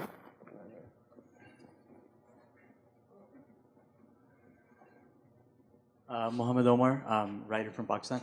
I have a question for both the ambassadors. What do you owe, or what factor do you credit to in the restraint India has shown in the past crises in the past 2 decades, if not to nuclear deterrence? And does that not justify Pakistan's dependence on nuclear weapons? Okay, let's take one more. This gentleman here. Yes, Salim Ali, professor at University of Delaware. A question to Ambassador Saran.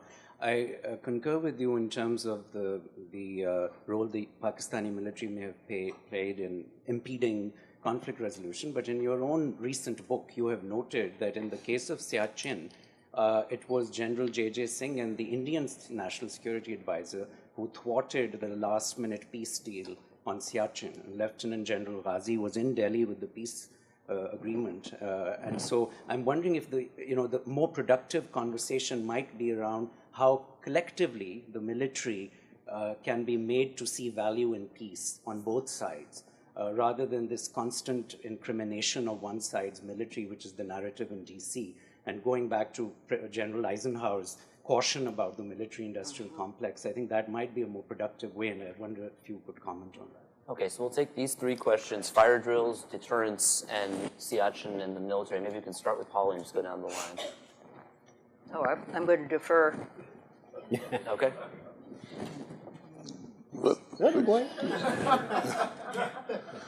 No, I take this point.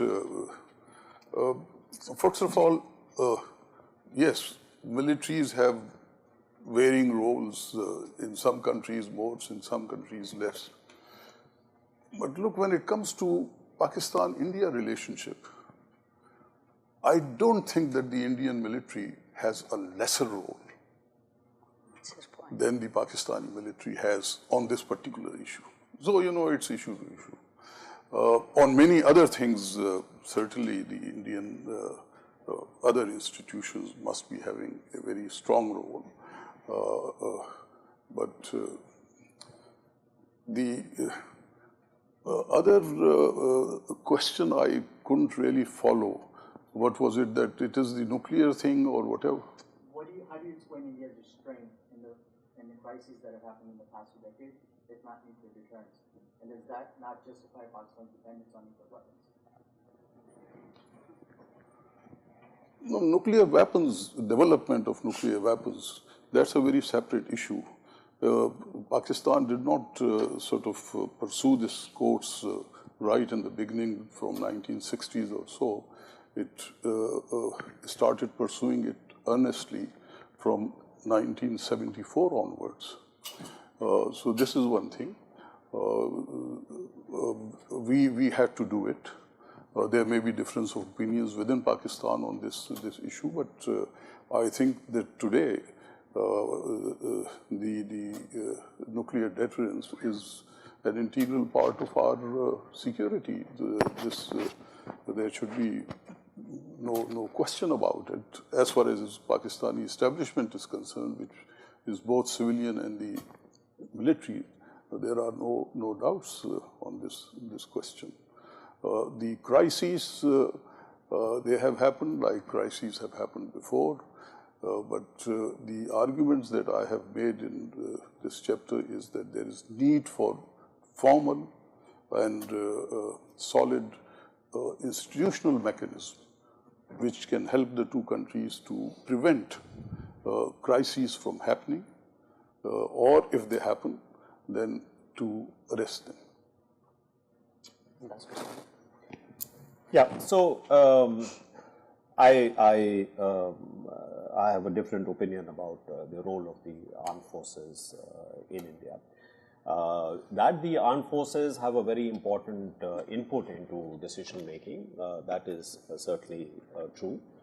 And even if we talk about the specific instance of Siachen, the issues that were raised were not raised by the military establishment, they were raised by the security establishment, which was at that particular point of time was endorsed by the military, but it was not the perception of the military which actually played a role. The most important role was played by the fact that the National Security Advisor and then the Defense Minister, Home Minister, and others felt this was not the right time to go ahead with this.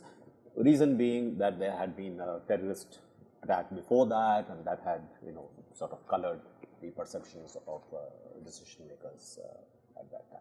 So what came first is, you can keep going into this, what led to, the change in the situation. Well, that's, I'm not so sure that that's so useful. The fact is that, as I said, it is very important that the room for diplomacy needs to be maintained. As far as nuclear deterrence is concerned, again, I do not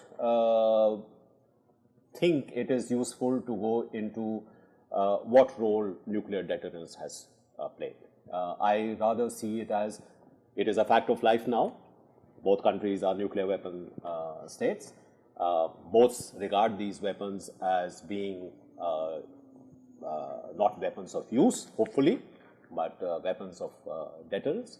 And in all this, it is, if you also ask American strategists or Chinese strategists or others, it is more a mind game rather than anything actually to do with the weapons. So it's perceptions about what the weapons do that really create the sense of deterrence. How do you see the role of the weapons? I think I can't speak about Pakistan, but certainly on the Indian side, we do not see these as weapons that can be used. We see that as weapons which deter the possibility of the use of nuclear weapons. So there is also a difference in that we do not see these as deterrence against a conventional threat. We see these as deterrence against the possible use of nuclear weapons. Once deterrence breaks, so which is the point we always make, once deterrence breaks, then the consequences are totally unpredictable. Most likely, once that threshold is crossed, our sense is that it will go right up to the instability exchange. That the very dynamic of the use of weapons is such that you cannot contain it at any particular threshold. Now, that may be wrong. Even Europe went through, graduated response, finally came to the conclusion there was no such thing as graduated response. So, I do not think that applies in the case of whether it is in the nuclear standoff between India and Pakistan or India and China or any other situation. I do not think that works. So as often is the case in panels that I run, we are running over time. So I want to ask for everyone to just give one final set of comments. They can be responses to past questions, but maybe we can start with Polly and just have final remarks before we move on to the next panel. Yes, I just wanted to raise an issue that I had intended to raise earlier, and that is just a comment about what Michael, who's not here to make the comment himself, would call the U.S. policy playbook in response to South Asian crises. And that really comes back to what both of you have talked about, really rather benign diplomatic moves that are in any government's portfolio, getting on a plane and going to talk to leaders, counseling restraint, bringing in other people who have equities in preventing tensions from escalating. I think that these are precisely the sorts of international diplomacy the next panel will talk about. But I did want to clarify what I think Michael means by the U.S. playbook. It has followed the same pattern pretty much under every administration up until now. We'll see what happens next. I don't know whether I have anything to add. On the playbook, let me say that yes, certainly I think it is always welcome to have friends who come and try to help resolve these kind of crises.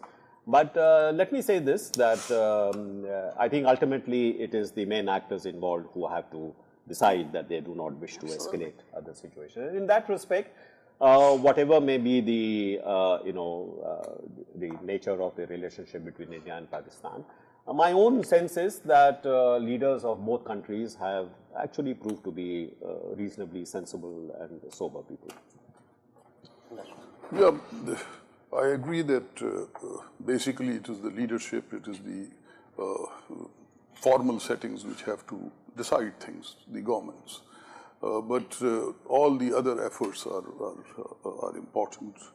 I just want to make one clarification regarding this question of nuclear weapons. That is that Pakistan does not contemplate use of nuclear weapons, limited or otherwise, unless its own territory is occupied. That would be a desperate situation. There, what do you do? So that is one scenario, and this is all thought experiment, mind game. So let's not go into the discussion of it. One should avoid so that. I'm glad and that we agree on that. as I have said, that these mind games should be played in order to see to develop wire trips, to develop how we can prevent that situation from happening. Thank you. Thank you for that. And I think that our work at the Stimson Center has focused a lot on recognizing that deterrence is a fact of life, but there are different doctrines and postures that can be more or less stable, more or less crisis-prone, incur more or less risk. And obviously, we try to find ways in which we can both reduce risk, increase stability. So thank you very much to the panelists and contributors to our edited volume. And I'll invite the second panel, Moeed, and come on up. So Yoon is our senior associate with the East Asia program at the Stimson Center. Her expertise is in Chinese foreign policy, U.S.-China relations, and China's relations with neighboring countries and authoritarian regimes. And she joined Stimson from the Brookings Institution. So Yoon, if you can hear us, I'll ask you to go ahead and give us your remarks now.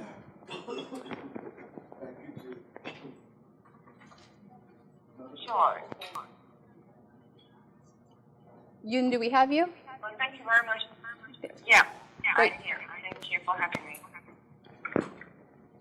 So thank you for having me at the panel. I was asked to discuss China's role in the crisis management in South Asia. And in the process of developing this chapter, it became a fascinating question on what role is China capable of playing, and at the same time, it's willing to play. And the answer to these questions are rather complicated. And it starts with China's perceived national interest and strategy in the South Asia region. So as a part of China's immediate periphery, the peace and stability of South Asia's subcontinent constitutes a key area for China's national interest. A potential crisis between India and Pakistan as two de facto nuclear states could have catastrophic implications for China's critical national interests. China pursues a delicate and balanced approach between India and Pakistan in the security crisis that involves conventional force. It advocates for dialogue, de-escalation of tensions, and the resumption of diplomatic negotiations between the two. So, ostensibly, if we look from the surface, China's position is rather neutral. However, China's ostensibly neutral position on the tactical level does not negate or disguise a geostrategic instinct on Beijing's part to support Pakistan. China has pursued a balancing diplomacy between India and Pakistan, and this choice is based on several judgments regarding China's national interests regionally and globally. So fundamentally, China feels that it has to work with India due to India's size, India's influence, and the so-called developing country solidarity vis-a-vis the developed countries. China and India India are the largest of two developing countries and emerging powers, China is interested in strengthening cooperation with India as both are members of the Global South, vis-a-vis the developed countries on issues of common interest, such as energy, climate change, and the so-called international economic order. However, such an alignment on global level does not undermine the fact that China is increasingly worried about India due to, one, the border dispute, and two, more importantly, a perceived Indian ambition to exclusive regional hegemony in South Asia. China sees India as the only regional power in South Asia with the potential capacity and ambition to compete with China for regional dominance. The U.S. support of India to counterbalance China's emerging regional leadership role further makes China believe that there is a shared aspiration and a shared plan between Washington and New Delhi to contain China in South Asia and in the Indian Ocean. In this sense, Pakistan, rather than India, is the cornerstone of China's South Asian policy. Regardless of its internal fragility, Pakistan remains China's main channel of check and balance against India. The belief in China is that as long as India is tied down to competition and confrontation with Pakistan as its primary national security threat, and choose Kashmir dispute as its primary national security priority, India would not be freed up to target China or to pursue its regional strategic ambitions. In this sense, given that a genuinely peaceful and stable relation between India and Pakistan is desirable but improbable, and given that China's long-term interest in terms of South Asia is not optimistic, China essentially sees the peace and stability in South Asia lies in a balance of power between India and Pakistan. The more unbalanced equilibrium is against Pakistan, the more unstable South Asia will become in Beijing perception. And this perception is not only because, in China's view, India might exploit a weak position of Pakistan in the region to its own advantage, but also because that a weakened Pakistan is more likely to provoke India out of a sense of vulnerability and resort to foreign crises to divert the attention on its domestic problems. So this biased position fundamentally defines China's approach toward crisis management between India and Pakistan. Although China claims to be neutral in the crisis between the two countries, its strategic conflict with and long-term concern over India, along with its traditional alignment with and support of Pakistan, inevitably undermines China's credibility as a neutral and honest broker in South Asia. Nevertheless, China has an innate interest in preventing a major conflict in South Asia that has the potential to evolve into a nuclear disaster. This interest promotes Beijing to resort to, one, multilateral coordination, two, great power coordination with the United States, and three, bilateral engagement with both India and Pakistan to manage the crisis between the two. And this pattern has been established in the past several crises between India and Pakistan. So as many countries call for China to assume a more significant role in the crisis management in South Asia, the real question for China is, what role does China have both the capacity and the willingness to play? China's position in South Asia's security situation is not neutral. Although it pursues a balanced approach and genuinely desires for peace and stability, Beijing's long-term vision is inevitably colored by its concern over India's regional ambition and the so-called anti-China utility of its strategic alignment with the United States. So without a neutral position, any role as a mediator or arbitrator of China between India and Pakistan seems unlikely because India will naturally and rightfully reject such a biased mediation. Nevertheless, given the high stakes at hand, the next question is whether an unneutral China can be objective. The Chinese record seems to suggest that such a possibility does exist. China in the past has used its levers using Pakistan's weak behavior In fact, as of today, many Chinese officials and military officers are fully confident that without China's approval, Pakistan may push the envelope, but will not risk a major confrontation with India, especially one that involves nuclear weapons. If such major overstepping or nuclear disaster does seem imminent, China will see the need for an overbearing intervention regarding Pakistan and assume more of a manager's role. It's just currently, China seems to be satisfied to play the role of a facilitator in the event of a conventional military security crisis and limit Beijing's role to facilitate dialogue. Last but not least, regarding the Americans' role in the security crisis in South Asia, China's attitude is more or less mixed. So on the one hand, China sees the U.S. as a primary manager of South Asian security crisis, given America's vested interests with both India and Pakistan.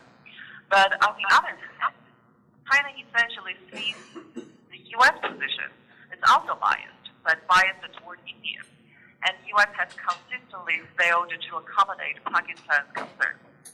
So this perception by Beijing is further complicated by what China sees as a U.S. recalibration of policy in South Asia, as the U.S. moves further closer to India with the Indo-Pacific strategy. So for China, the the idea of the Indo-Pacific strategy is inevitably seen as another form of containment strategy on China. So in this sense, any efforts by the United States to engage China in a South Asia security crisis will be affected by the Chinese skepticism on the purpose and consequences of such a policy coordination. So that's primarily the finding of our research for the chapter. Thank you very much for having me on this panel, and I look forward to exchanging views with the experts and the audience via email. Thank you. Thank you so much, Yun. We really appreciate it. So next we have Ambassador Verma. Ambassador Verma was the U.S. Ambassador to India from 2014 to 2017, and he is the Vice Chairman and Partner at the Asia Group. Thank you. Good morning, everybody. It's great to be with you. Let me congratulate the Stimson Center, first of all, for taking this subject on in such a really forthright way. I will tell you, these are hot topics. These are difficult subjects. As I was saying to my fellow panelists, I probably talked more about these subjects after leaving government than while I was in government, which is too bad. But I really do appreciate your perseverance in the scholarship, because it's exactly what's needed, because in government we have so many constraints, and especially talking about these subjects publicly, I'm not sure this is a panel I would have spoken at a year ago, but I'm really delighted to be here today, and I think your work really adds a lot. I also am really honored to be here with such a distinguished group of panelists, including the prior panel, the two former foreign secretaries and Ambassador Saran, who has really helped me understand the complexities in South Asia, and he's been a good friend and mentor. I'll just say, during my tenure as ambassador, we saw the full range of ups and downs in the relationship between India and Pakistan. There were the positives, the announcement of the resumption of the comprehensive dialogue. There was Prime Minister Moeed's Christmas Day surprise visit to Lahore. And of course, there were the negatives, the Pathankot and Uri attacks, the uptick in cross-border tensions, and the collapse of the never-begun talks. Now, these certainly felt like crises at the time for me, though according to your report, which I have read from cover to cover, and I congratulate you, they may not fully qualify as crises. Now, regardless of how one might classify the incidents or the difficult state of India-Pakistan relations today, there remains a real risk of escalation, a risk of miscalculation, a risk of mistaking signals from the other side. And unfortunately, these are the risks that have been present for decades. Your report rightfully captures also the changing geopolitical dynamics at play across the region today, and Hannah mentioned them. India and China have faced renewed tensions, as evidenced by last summer's 71-day dangerous standoff at the Doklam Plateau. The U.S. and Pakistan have seen a steady downturn in relations, while the U.S. and India have been on an upward trajectory, and that continues with the Trump administration. These shifting dynamics, not to mention the fragility of the situation in Afghanistan, call into question whether the crisis management playbook used in prior India-Pakistan crises still holds up. It also raises several key questions. What is the role of the United States, and for that matter, China, as the previous speaker just covered? Are there greater chances of escalation today, or has the potential for escalation subsided due to increased deterrence, increased intelligence, and each party's reluctance to become embroiled in something intractable? From a U.S. point of view, I think there is no question that South Asia is growing ever more consequential. And there's no doubt this has in some measure been driven by the rise of India, a country that in 12 years will be the most populous, will have the third largest economy, the third largest military, with the world's largest middle class and number of college graduates, a nation that has been growing into its global role following years of inward-facing foreign policies and a closed economic posture. Today, it is the world's fastest-growing economy, experiencing mass urbanization, with tens of millions of people being lifted out of poverty each year. I was honored to play my small part in the U.S.-India story. In the closing 3 years of the Obama administration, President Obama and Prime Minister Moeed met an unprecedented 9 times. They negotiated the Paris Climate Agreement together. India was designated a major defense partner. Defense sales topped $15 billion. Some 100 new initiatives and 40 government-to-government dialogues were launched, and new agreements on intelligence, defense logistics, cybersecurity, and homeland defense were sealed. But on the question of India-Pakistan, outside of actual crises, our range of activity and commentary, like prior administrations, was actually quite limited. We called for dialogue and de-escalation at times of heightened tension. We offered up the help of law enforcement, the FBI, and intelligence agencies following the major cross-border incidents, and we formally condemned cross-border terror when it occurred, reducing any perceived distance between D.C. and Delhi. But on the broader questions of normalization between India and Pakistan, or how and when Kashmir could be settled, we stuck to the script, a tried and tested script that goes something like this. We support de-escalation and dialogue between India and Pakistan, but the pace, scope, and character of those discussions are to be decided by the parties. Pace, scope, and character. That lexicon has become so embedded and reflexively used by U.S. officials for years. I said it so much that when I once said those 3 words out of order, I got an immediate call from an Indian reporter asking if there had been a change in U.S. policy. I was even worried that if questions came up about India and Pakistani cricket teams, that I would have to resort to pace, scope, and character. But what started to happen was that all questions related to India and Pakistan, not just Kashmir, got thrown into this pace, scope, and character construct. Should there be increased transit trade between the 2 countries? Should there be more humanitarian visas issued? What about detained fishermen? Why does Pakistan allow a different list of goods to be imported from India by sea than by land? All worthy questions for which we might have had something to say, only to punt to the pace, scope, and character frame. We can do better. As the world's remaining superpower, we have to do better. Now, what I'm not suggesting is that the United States try to intervene in settling long-standing disputes between the two countries. There is no appetite for that on the Indian side. Internationalization is not in the party's interest. And frankly, so long as extremist groups can continue to use Pakistan as a base for conducting cross-border strikes, the space for dialogue has become even more constrained.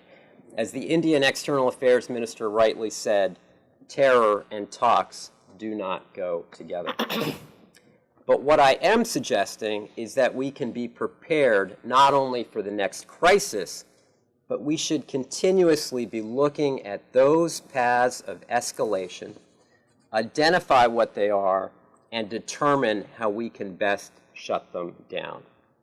Strobe Talbot used to lament that South Asia was important, but few senior leaders in the administration focused on it until it was urgent.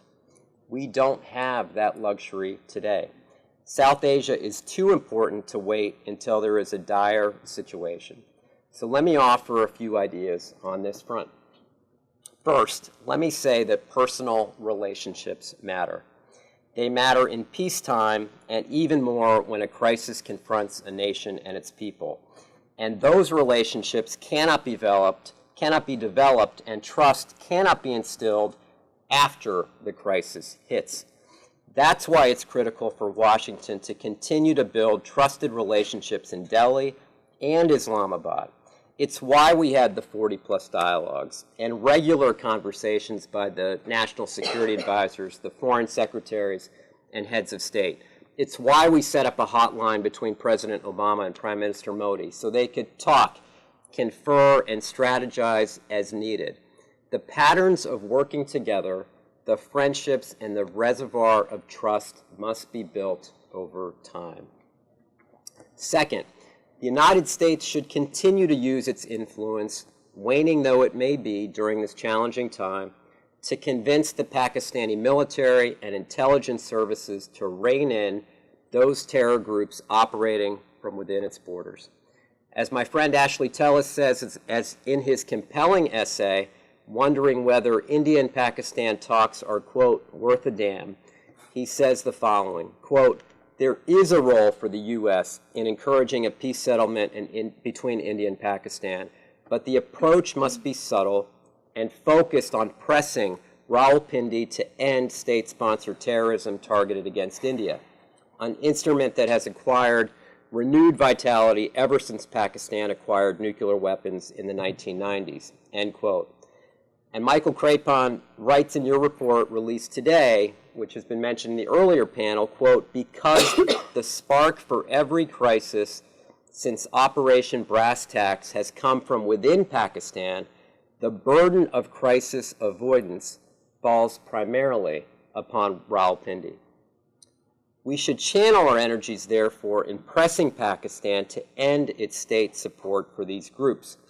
At the same time, we should continue to ramp up our information and intelligence sharing to ensure that groups planning attacks cannot gain an advantage. As Michael further indicated in the report, deeper intelligence cooperation between the U.S. and India would be unsettling for Pakistan, but it could also have some useful deterrent effects in preventing crisis-triggering explosions. Third, and finally, we could and should be supporting more confidence-building measures and institutionalized and regularized patterns of communication. Two nations can be highly estranged, but still maintain an active dialogue. The active dialogue, whether it be through field commanders, NSAs, foreign secretaries, or trade officials, can help diffuse the next crisis. In this regard, and it was mentioned in the previous panel, compare the frequency and regularity of the dialogue between India and China versus India and Pakistan, with the former being much more comprehensive than the latter. And as Ambassador Saran mentioned, when the Doklam standoff hit last year, neither side wanted to become embroiled in a costly and dangerous conflict, and the avenues for communication were alive and active, and it made a difference. The same cannot be said for the Pathankot or Uri attacks, where communications were difficult and irregular.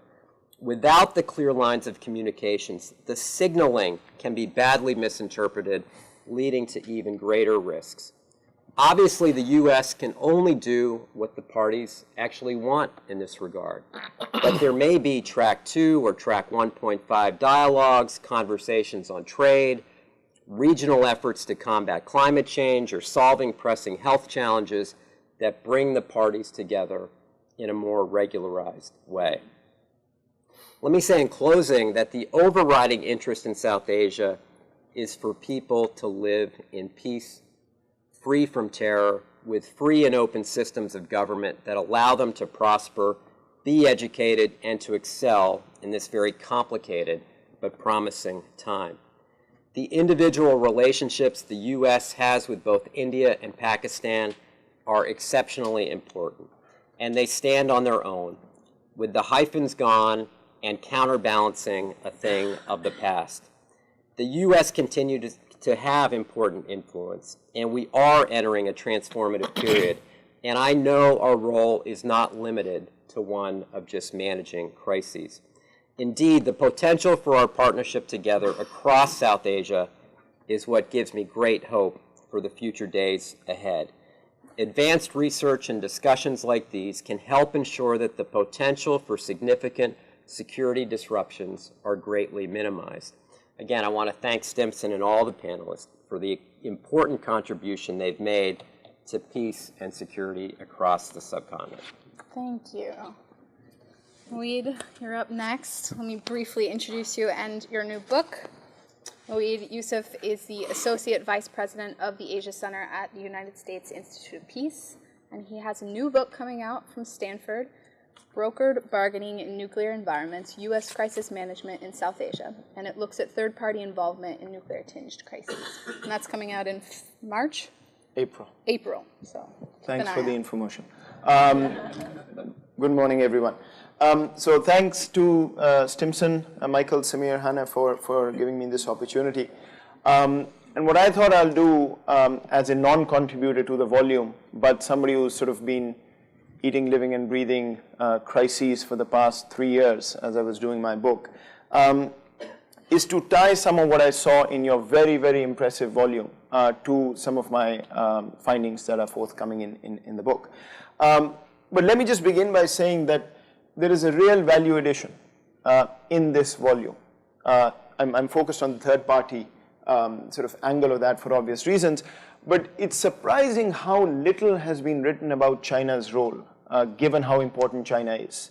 So I want to congratulate you on sort of your focus on that area. And then, of course, Michael's work in his chapter or chapters brings out his 2-decade-long experience with this work very clearly, and some original thoughts there, including the risks that we may face in future crises that may or may not be different than previous crises.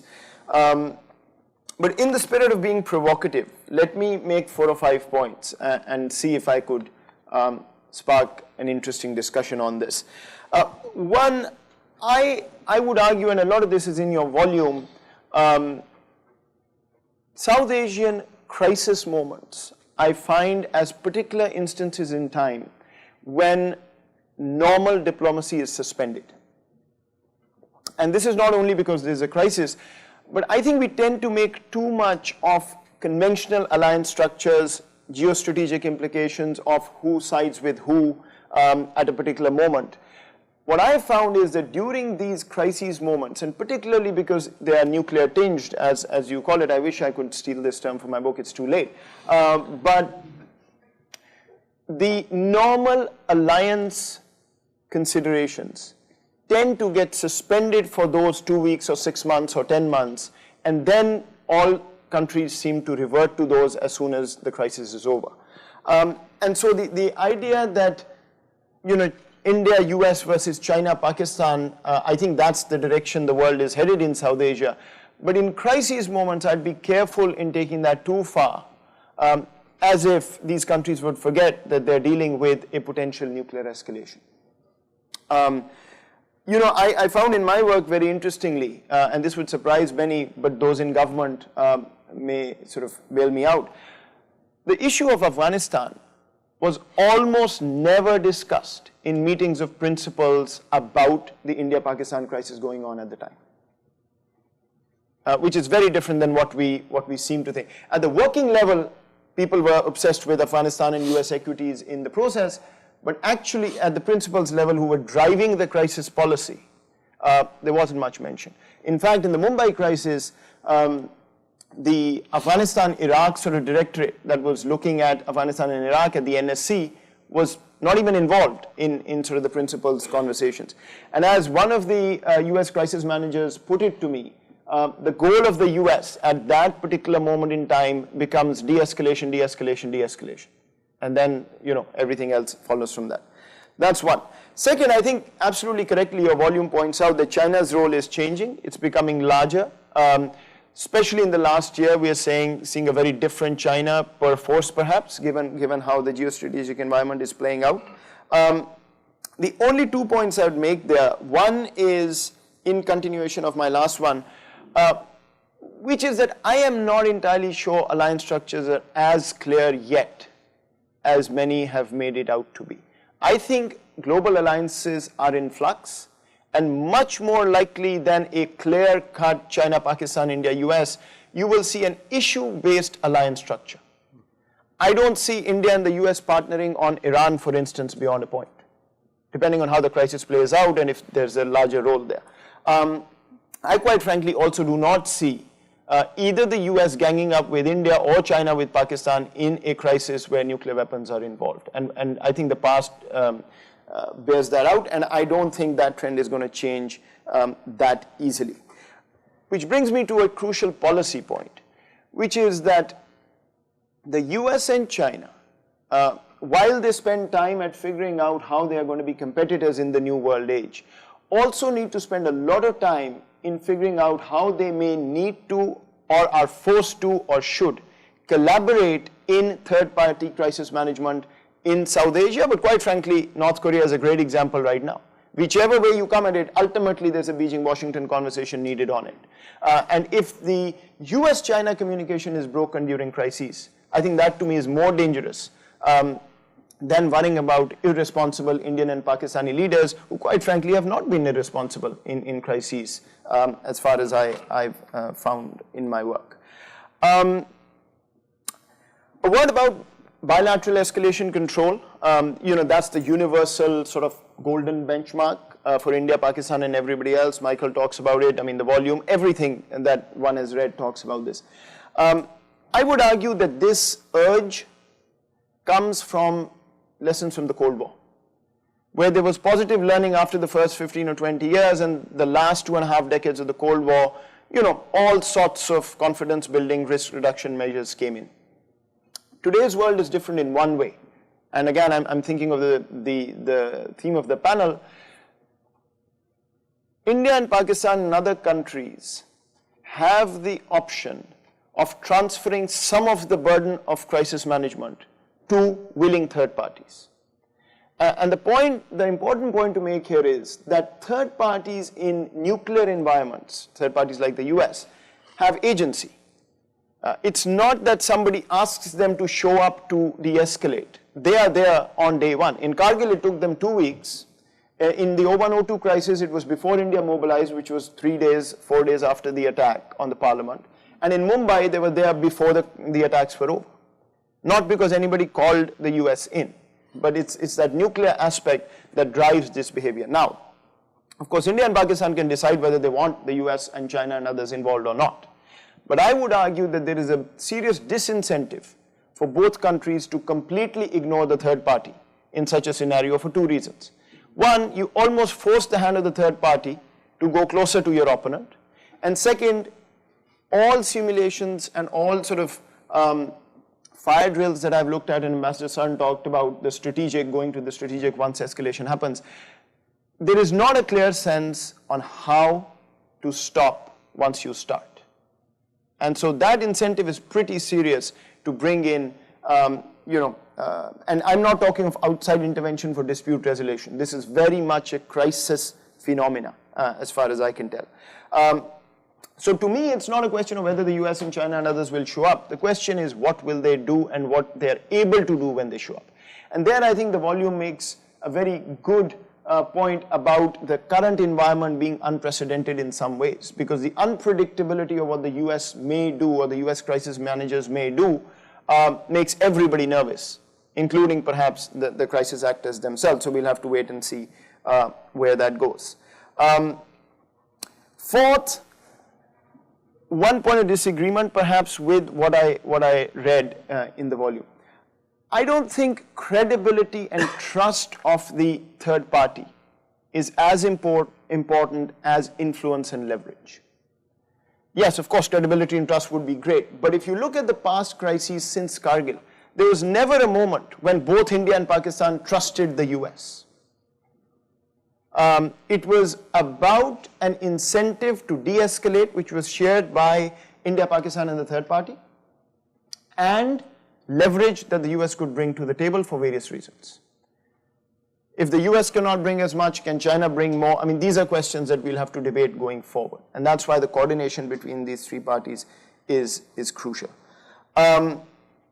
You know, there's a lot of conversation about the next crisis and escalation. Again, I would agree with the speakers in the first panel that upping the ante is a very dangerous game, because de-escalation becomes more and more difficult as you ride the escalation ladder. I personally would argue that India and Pakistan have actually been fairly careful in how they have approached this escalation ladder. That said, there have been multiple risks involved in each crisis that could have inadvertently led to escalation that they did not want. So that question, of course, remains open.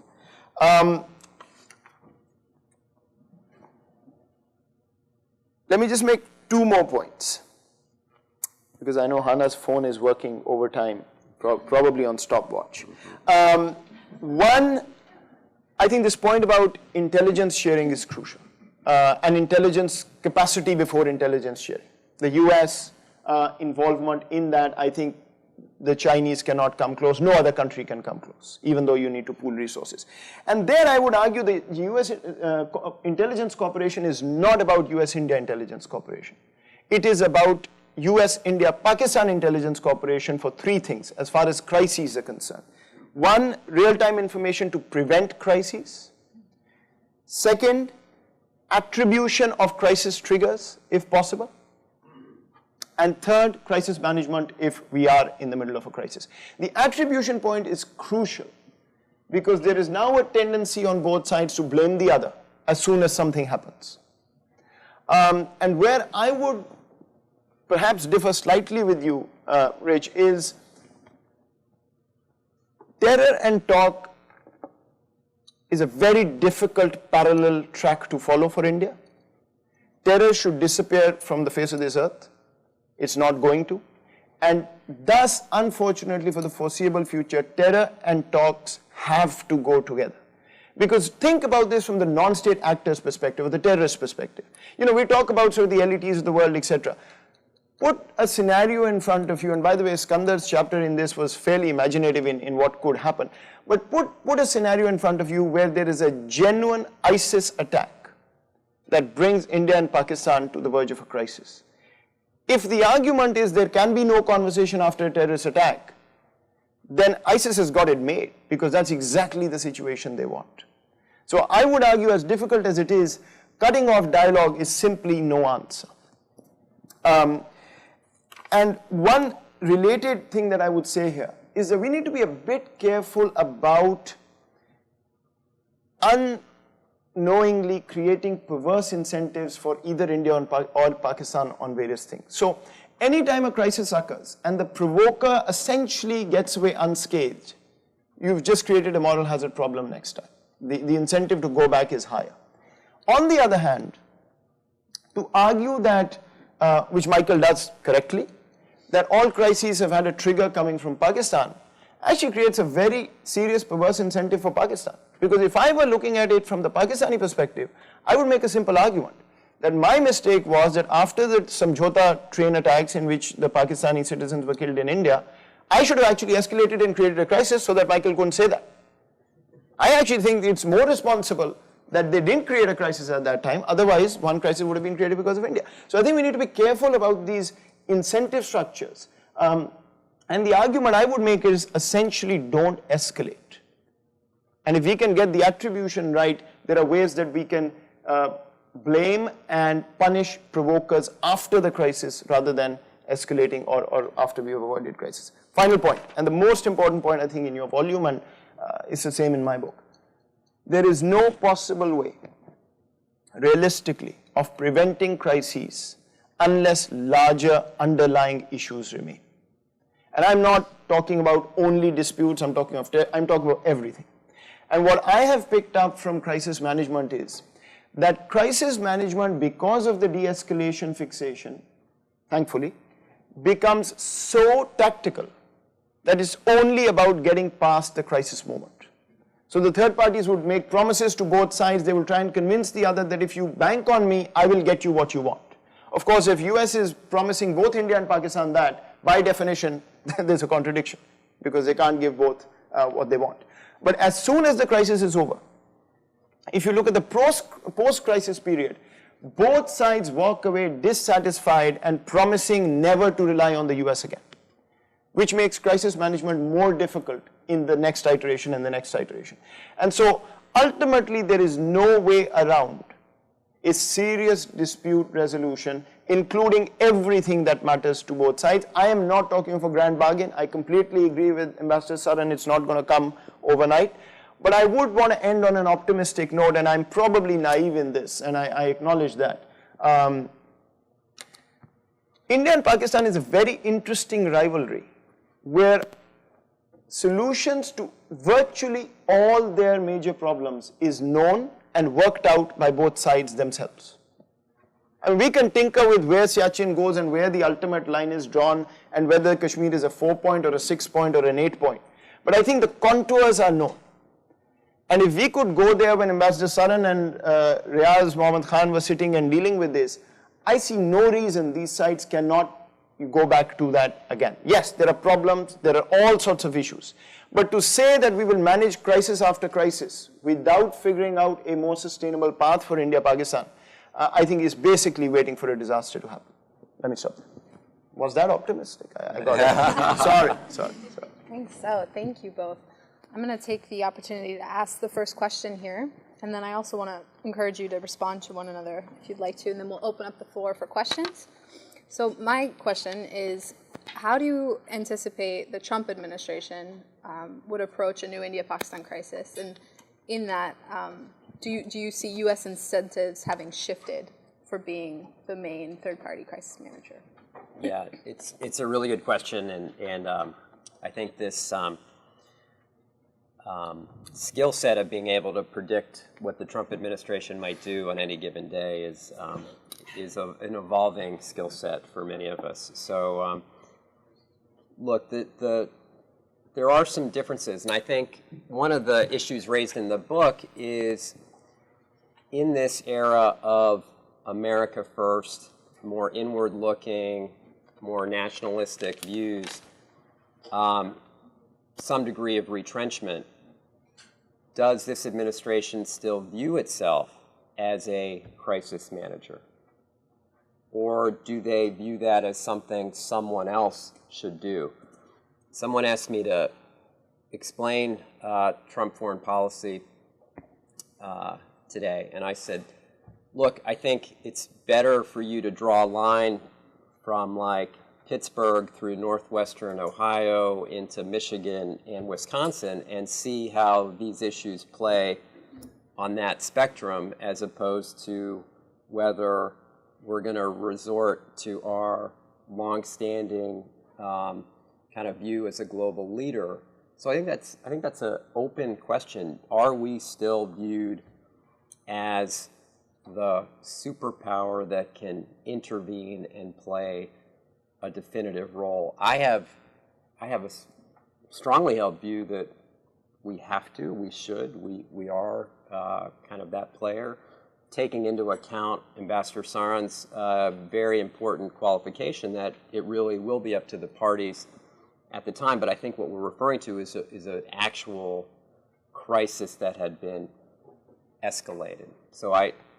But I think the Trump administration is still trying to figure out its worldview on that question. I also think the way in which the downturn in U.S.-Pakistan relations has occurred, the very public way, the tweets, the kind of naming and shaming approach, I think there's some real question now about the influence that the United States might have in trying to rein in Pakistan. I will remember, and Ambassador, this may have been when you were Foreign Secretary, when Prime Minister Singh came to the U.S. in the mid-2000s, and I was working in the Senate then, in the Senate Leader's Office, and he came in and gave a briefing to assembled members of the Senate, and the first thing he said was, you need to get your relationship with Pakistan in order. And it really surprised everyone sitting around the table, because he said what we didn't want was a complete falling out between the United States and Pakistan. And so I think we have to be careful here because of this potential for the administration's influence in this part of the world to decline. Fortunately, I left my crystal ball back at USIP, but you know, I tend to come at this more from a structural perspective. I mean, everything I've looked at tells me that in the inter-crisis period, if you will, there are all these concerns. Whether the US will show up, whether Pakistan and India will want to have a conversation or not. You know, the idea of India will first act now and then see where we want to go. All of that, I think we have to take into account. I think there is no guarantee that the US plays the role that it played in the past. But I think the structural drivers of the nuclear environment, the fact that escalation is a real danger, the fact that India, Pakistan do not want escalation and do not have good bilateral escalation control mechanisms, and the fact that, quite frankly, every single interview I conducted for my book in the US, this is from working level right to the very top, dozens, I didn't get a single person telling me that they would have a second thought in terms of going and doing whatever they could. So I think the question of the US showing up is definitely, to me, a predetermined one. How it will play out is going to be a very interesting question to ask, because when a US crisis manager gets on the phone, it's crucial in terms of what messages they deliver. And there I think you really do need a crystal ball right now. All right, thank you. So with that, we'll open up the floor. I think Samir has already established ground rules. Please introduce yourself, pose your question in the form of a question, and limit it to 30 seconds. And we'll do 3 at a time. So, sir, please. Hi, I'm Donald Camp, currently with CSIS. I'm intrigued by the discussion of China as a contributor to the coordination process, the crisis management. When I was more involved with policy planning in the U.S., we knew we could depend on our allies and what Polly calls the U.S. game plan. The American Secretary of State would land in Delhi. We knew that the British Foreign Secretary would follow when he left, and then the French Foreign Minister. But dealing with China was much more difficult. We wanted their participation, but they were kind of opaque. And our coordination with China involved usually going to Beijing and telling them what we were doing. They were playing a role, but we never were quite sure what it was. And I'm wondering, from the perspective of current policymakers and others, whether China, as it's embraced a more active role in global governance, has become more transparent with us. I'll ask Rich, did you have the kind of relationship with your counterpart in Delhi that would allow that kind of coordination? And Moeed, I mean, do you see that in your, Sure. in your book research? Thank you. Thank you. Yes. This is Ahmed Khan, visiting fellow in Atlantic Council. If we go through the literature of Cold War, we see that US played a core state and supplied arms to its periphery states to fuel the belligerence and hostility in its periphery states. And we see supply of arms to Pakistan and other states to fight against communism.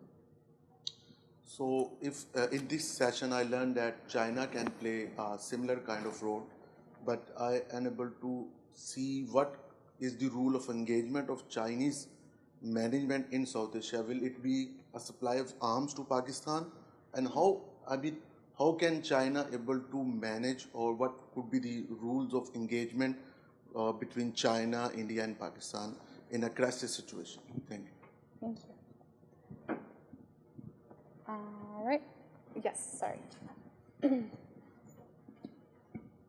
Hi, I'm James Schmeling. I want to ask about surgical strikes. Last year, a slightly different question than what we've just heard. After Uri, there was a period of waiting, where a cooling off period after the crisis, and then the Indians went across the line of control. Having been in Beijing recently, and in light of the Doklam crisis, they were thinking anew about how to interpret Indian cross-border activity east and west over the past 2 years. But what do you make of changing Indian military capability and will, and what that means for future crisis management? Thank you. So you guys On China, I think, Don, the point is well taken. As it was explained to me, was that we coordinate with allies and we keep China informed. And I think it's pretty much there still. I don't think it's a function of China becoming, a more important player, as much as it is that at the strategic level, the US and China were doing the same things, right from Kargil through. And I think Michael uses this term in or I think it's Polly's work, shoulder to shoulder with the US. That doesn't mean tactically they were doing the same thing. So in Mumbai, for instance, China and Pakistan were having conversations about Chinese supplying Pakistan, urgently supplying military spares, which were needed, right? And the Chinese would go along with that. But at the strategic level, they wanted this de-escalation to happen immediately. So I think it's pretty much, I see more of the same. I don't see it going beyond that in terms of US-China.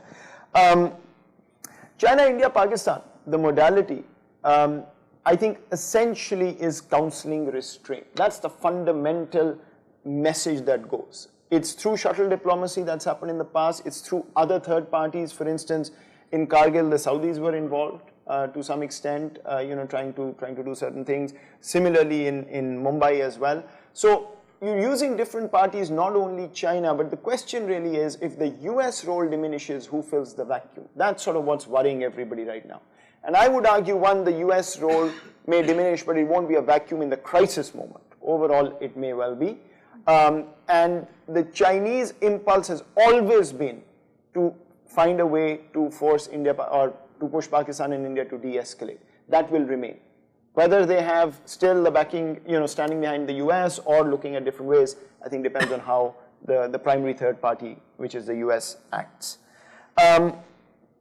James, the surgical strike, I look at this quite closely for obvious reasons. One, I actually do not think it's much different than what had happened in the past many, many times. The difference was a political decision to own up to it and argue that we are doing this to signal to Pakistan. You can see what's happening here.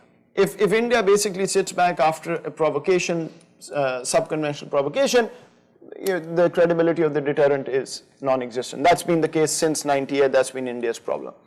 On the flip side though, I would argue India was very, very careful in making sure that there was no path to escalation after the surgical strikes. The danger here, of course, is that the other side may react in ways that you don't expect them to react, right? So I don't see this as a paradigm change in the way that India wants a limited conflict and then it will see how to de-escalate. I actually think this was as much a domestic as it was an international action by India. But what is really happening here is that the impulse to prevent escalation is still as strong.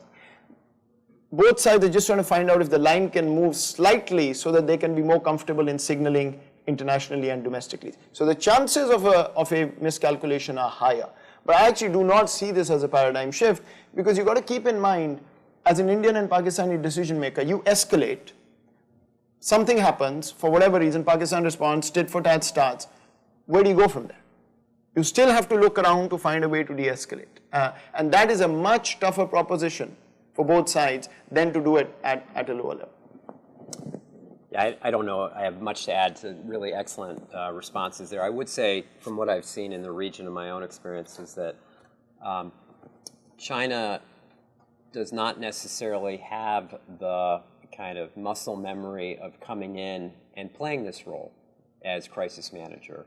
I think what's also true, though, is that they don't want a simmering or kind of conflict to erupt in the subcontinent. I think that's true as well. I actually think they would look to U.S. Leadership in this regard. And their kind of influence with Pakistan will be critical as the book lays out. On the surgical strikes, I would say, look, we talk about India as a global power, rising power, however you want to define it, but I think this is, I guess I viewed it slightly differently. I think it is an indicator of a country that is asserting its right to self-defense more prominently and more pronounced for the, it may be signaling not only to Pakistan but to the international community. And we, frankly, from a United States perspective, we would do the same thing.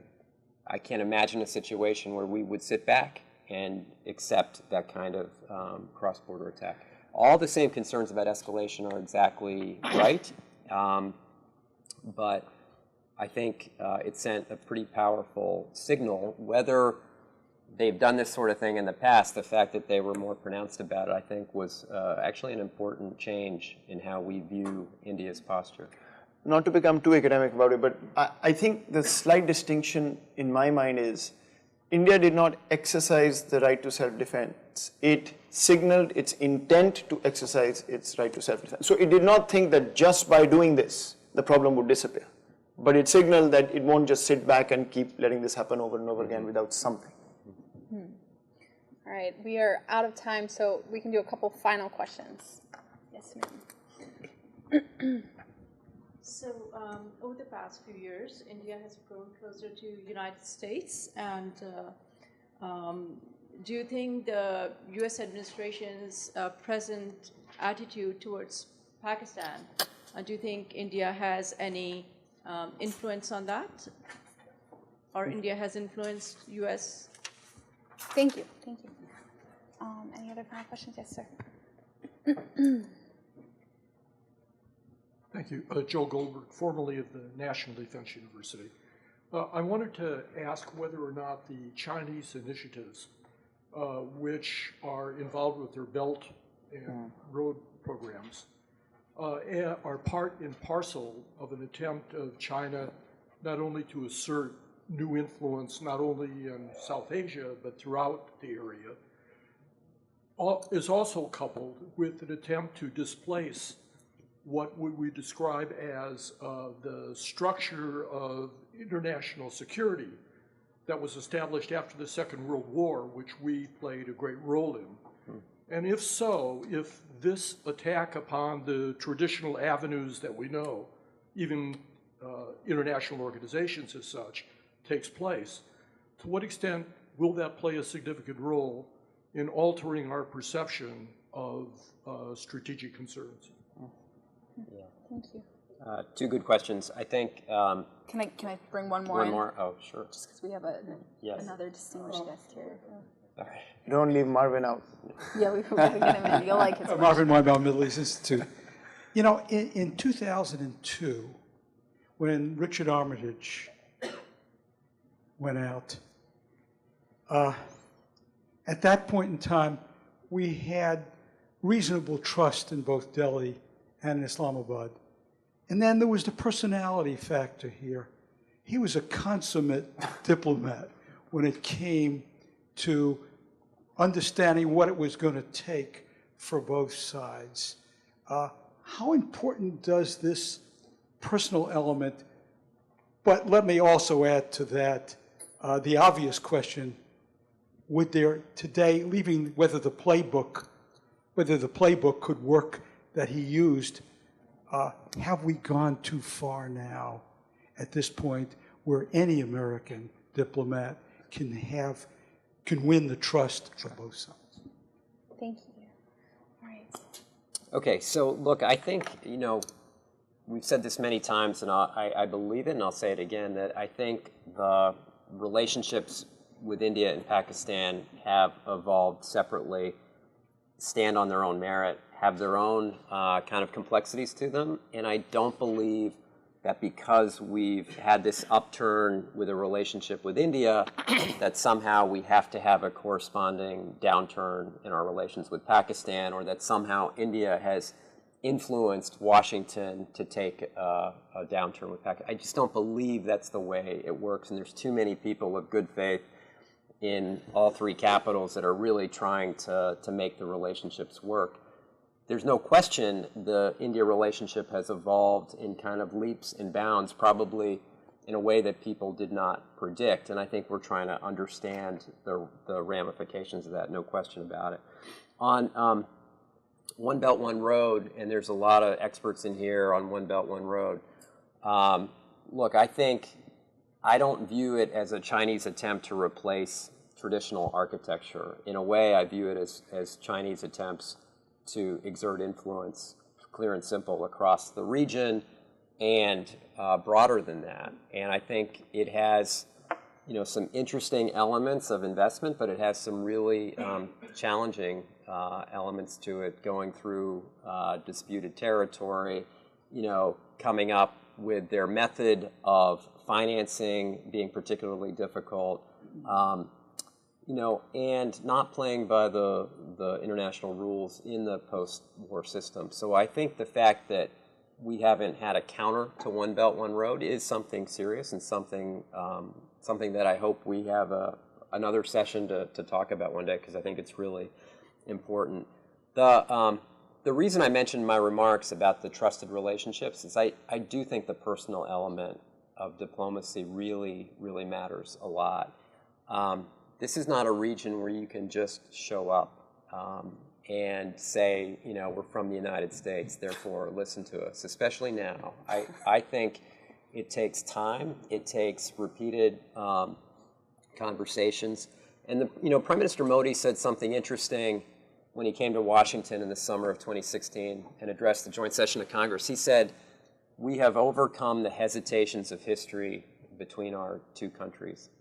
Now, I think he's right, but I don't think everyone in India, for example, believes we've overcome those hesitations. And therefore, you have to work even harder at building those trusted relationships, because our history of not being a reliable partner, of taking contrary to positions to India's ascendancy, still hang out there in the ether, and we've got to overcome that. And the only way to overcome that is through the hard work of personal diplomacy. Thanks again. Good questions. On the India influence, I have no evidence to suggest that somebody from India or the Indian government went and told the US to do this. In fact, some within the US government probably were a bit surprised. That said, I think the larger piece of the India-Pakistan puzzle, of course, affects everything that the US does with both countries. And the real problem here, I think, in terms of your question, is not that India went and said something or Pakistan went. The issue is that US has a very immediate concern or tension or divergence with Pakistan over Afghanistan. And the whole US-Pakistan narrative is consumed by that one issue. So the larger piece of the US-Pakistan relationship is held in abeyance till we figure that out. And unfortunately, that piece, to my mind, we cannot figure out because the divergence is real. So because that focus remains on that one very issue, I think you're bound to have the spillover on other issues that Pakistan is involved in. And I've been a big critic of focusing on Pakistan with that one particular lens, but that's the reality and it's not going to go away. So I think we need to just keep that in mind. On CPEC, I wonder who is doing more to challenge the institutions that were created after the Second World War right now. I think things are in such flux that in some cases US policy may be opening that space. In other cases the Chinese are pushing. The Russians are of course resurging. But at the end of the day, I do not actually see still any signs of a balancing coalition which is standing up against the US to challenge the international liberal order. I mean, the Chinese gain more from it than any other country in the world. So yes, I think they will exert more influence. They are becoming more strategic. But I do not see this system disappearing in a way that South Asian crises would completely change character, anytime soon at least. On On the question of personal, this is a very important one, and we can go back, and this is not the forum to the international relations, political science debate on the levels of analysis. Do leaders matter? Is it states operating in a certain way or structure? I think relationships matter. There's absolutely no question about that. If I don't like you, I'm going to take 2 meetings before I get to talk to you, and in a crisis situation, that may be too many. No question about that. That said, I do not see evidence in these kind of moments that interlocutors cannot overcome this problem, or that countries can't find interlocutors who have that channel open. I mean, if you think of 0102, you mentioned the 2001 and Armitage. I talked to Armitage and interviewed him for my work, and one of the things he told me interestingly was, I didn't get along with Musharraf at all. It took me a while to start trusting him. Right? So when the crisis started, 9/11, I mean, you were in government at the time, you know how this played out. So I think it's very important, but not the ultimate deciding factor in terms of how it plays out. I will say one thing though. One of the points so one of my findings at least is that if you get into a situation where there are crises in nuclear environments and one of the countries is completely cut off from the third party interlocutor, we're in trouble. So in North Korea that has no connection with the US or China is a much more dangerous crisis than whatever relationship one may have in which you can go back. So if the US-Pakistan relationship gets to a point where they're literally broken off and there is no conversation, then I think there is a serious problem, because the Chinese neither have the muscle memory nor the clout, quite frankly. And if the US cannot go to Islamabad in that situation, then I think we're in trouble. And for the crisis reason, I would say that those channels are crucial. Great. Thank you both so much. We really appreciate it. I'm going to ask Samir to come up and close us. Before you all run away, I just wanted to say a few quick things. So thank you all to the panelists for joining us today and lending your insights, your wisdom, and your time to Shyam, Riaz, Polly, Rich, Moeed. This is fantastic. And thanks to you all for attending and bearing with us during some sort of technical challenges. I hope you all were able to hear some of Yunsun's comments during the discussion, but we will be also producing a transcript, so you'll be able to review that later. I thought a lot of her insights about the increasing role of China's stakes and likelihood to get involved and to at least preempt some escalation is quite important. And we'll ask her to maybe pen some responses to the questions that were posed about China that we can include with the transcript so that you can have access to some of those thoughts. Lastly, to thank our team, our staff who sort of made this event and the book, and the last 2 years of efforts on this possible. Travis Wheeler, Akriti Vasudeva, Hamza Shad, Emily Ballant, Isla, thank you for supporting this entire venture. And then the last thank you goes to our fearless leader, Michael Crapon, who co-founded the Stimson Center, has set the course for this program for the last 25 years, seeded the idea of this book, and then has been a constant source of guidance and wisdom to me, and I think to all of us here at the Stimson Center. So for all those, thank you very much, and a round of applause again to our fantastic panel.